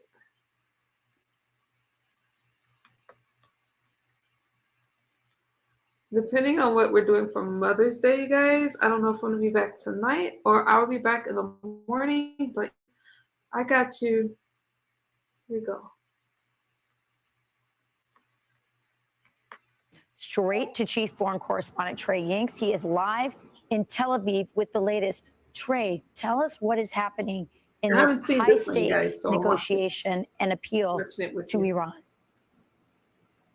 Yeah, guys, good morning. Reports indicate that Iran has responded to the U.S. peace proposal to end the war, giving their response to Pakistani mediators. Now, initial reports in Iran. This was my first time seeing this because it just came in. So I'm going to watch it with you guys and then bid y'all a good day, okay?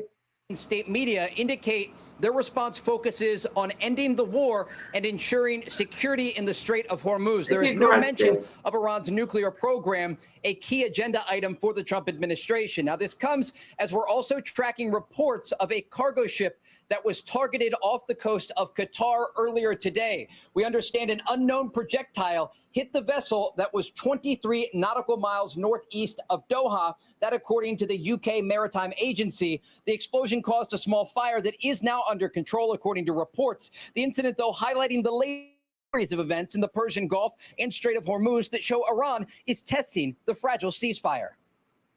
From our perspective, a naval blockade is considered a military act. A military act receives a military response. Let them understand this. From now on, they should assign several additional escorts to their destroyers so that if one of them starts sinking, they can at least rescue and evacuate their naval forces.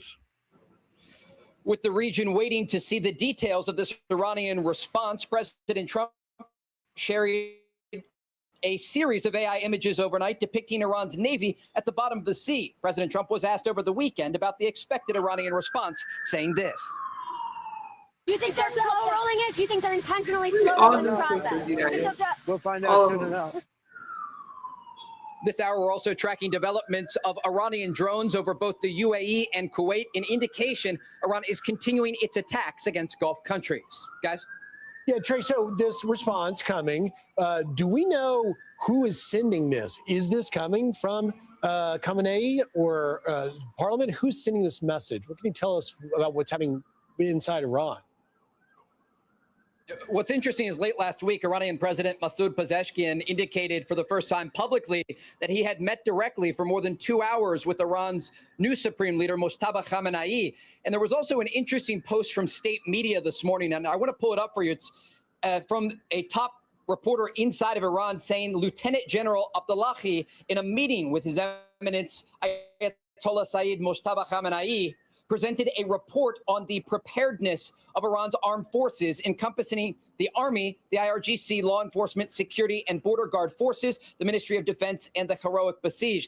This is an indication that the Iranians are trying to signal that if this response to the mediators in Pakistan and ultimately the Trump administration is not sufficient, that they are prepared if this leads to a resumption of the bombing campaign, which would also see an increase of attacks by Iranian forces. And so Iran is signaling that they are prepared to return to war. The question now is what was in this response presented to Pakistani mediators and whether it's ensuring Iran never has a nuclear weapon.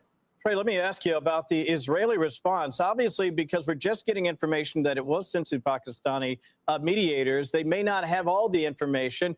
What, if anything, can you tell us about what's coming from Bibi Netanyahu and his team? The Israelis are bracing for the reality that if these negotiated settlement attempts fail, the region could imminently return to war, which would include missile fire toward Israel. But we're also tracking other developments as it relates to Iranian proxies across the region, like the Houthis, Hezbollah, and Hamas. And I spoke earlier today with a senior advisor to Israel's Prime Minister Benjamin Netanyahu, Michael Eisenberg, who said this about efforts to disarm Hamas inside Gaza. I'm very optimistic about President Trump and the Board of Peace. I think they are the first administration and the first institution that very clearly sees Hamas for who they are. And they very clearly assess the situation for what it is. Hamas, who they are, unrepentant, non-compliant terrorists who we gave a chance to bring along the rest of the world and the mediators. They also see that Gaza, without a total remake, without getting rid of Hamas, without getting rid of the weapons, is never going to provide a better life for the people. The bottom line here is that advisors to Israel's prime minister indicate they believe in President Trump. They think he is clear-eyed when it comes to not only the threats from inside Gaza, but also from Iran's largest proxy, Hezbollah, in southern Lebanon, and of course from the Iranian regime itself. Guys? You know, Trey, it's very clear that President Trump wants to get what he wants out of Iran, which is for them to denuclearize, but also wants to wrap this up. The domestic concerns he must be thinking about. We've been talking earlier, the map definitely has moved more in their favor in terms of seats, but I think he would definitely like to see gas prices lower, something that the country would like as well. So what is the indication that you're getting from the administration? I know a couple weeks ago you were on the phone with the president. I know you have a lot of sources. How anxious are they to get this deal done? And how much does the upcoming trip to China play into that? It's a great question. I've talked to President Trump a number of times throughout What this about my war handle? and during a very challenging time for the region. And the president seems quite clear-eyed on what the objective is of Operation Epic Fury, and that is to ensure that Iran never has a nuclear weapon. Because when we think back to the negotiations that were happening before this operation began, the Iranians came to the negotiating table and they told U.S. Special Envoy Steve Witkoff that they had enough highly enriched uranium to create 11 nuclear bombs. And this was a signal to President Trump that A, not only were the Iranians prepared to pursue a nuclear weapon, but B, they had the capability to do so. And so the president has very much presented this to the world and especially the American people as a trade-off, understanding that there may be a challenging moment that could see a brief increase in energy prices, in the price of fuel. But ultimately, this would lead to Iran not having a nuclear weapon that wouldn't just threaten allies across the region like Israel, but also U.S. forces and allies in Europe, and in the future, possibly the United States, given Iran's efforts to increase the range of their ballistic missile program. And so the takeaway here is that the president is patient. And Israeli officials, I spoke with an intelligence official late last week, who said that the president's patience is a card that he has at the table with Iran because the Iranians thought that President Trump would back down. And ultimately, he entered into Project Freedom.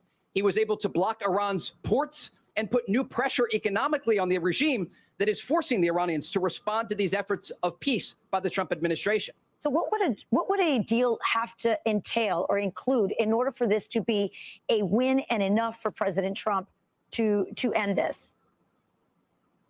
The president has indicated he does not want a partial deal. And so if the Iranian response is only focused on ending the war and looking at the Strait of Hormuz and the traffic through this critical waterway, it's not going to be enough, according to President Trump. He wants to address the nuclear threat from the Iranian regime, and that means getting out the already enriched uranium, what the president refers to as nuclear dust that is buried deep underground in the Operation Midnight Hammer that occurred last summer.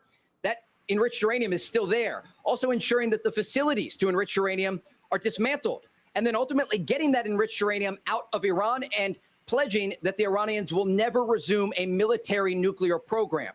And these are key agenda items for the Trump administration and its top negotiators, Jared Kushner and Steve Witkoff. We do know over the weekend that Secretary of State Rubio, along with Special Envoy Witkoff, met with the Qatari Prime Minister in Miami. They are working with regional partners to ensure that there is a full court press, putting this pressure on the Iranian regime, understanding that Iran has two options here, according to President Trump.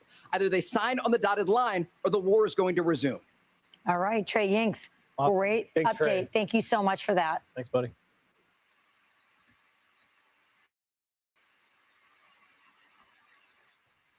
Be sure to No, like it's, and subscribe for all the Fox News latest on YouTube. Y'all know I can do that. I can do that all day. Before I say anything, Claude, Real Trump said, Chris, Zach, Jerome, of course, thank you guys for your gifts and your super chats. I appreciate you guys. Okay. And my members, thank you guys for supporting my stream. It's kind of hard, you know, with commentary. You can't make everybody happy, but I'm praying for our country. I'm praying for you guys and all that stuff. Look at Doc. I can get Emu to smile even when she's tired. Y'all better appreciate me. Yeah, you guys. So I'm going to spend some time with my family right now. And get my workout in. So hopefully I'll see you guys later. And if not, I got you tomorrow. Okay. Take care, you guys. I love you, and we will talk very soon. I'm gonna lay it down before I say anything that's like crazy. And rest. Take care, you guys. And to the moms, again, have a happy Mother's Day, you guys. Have fun with your families and stay safe.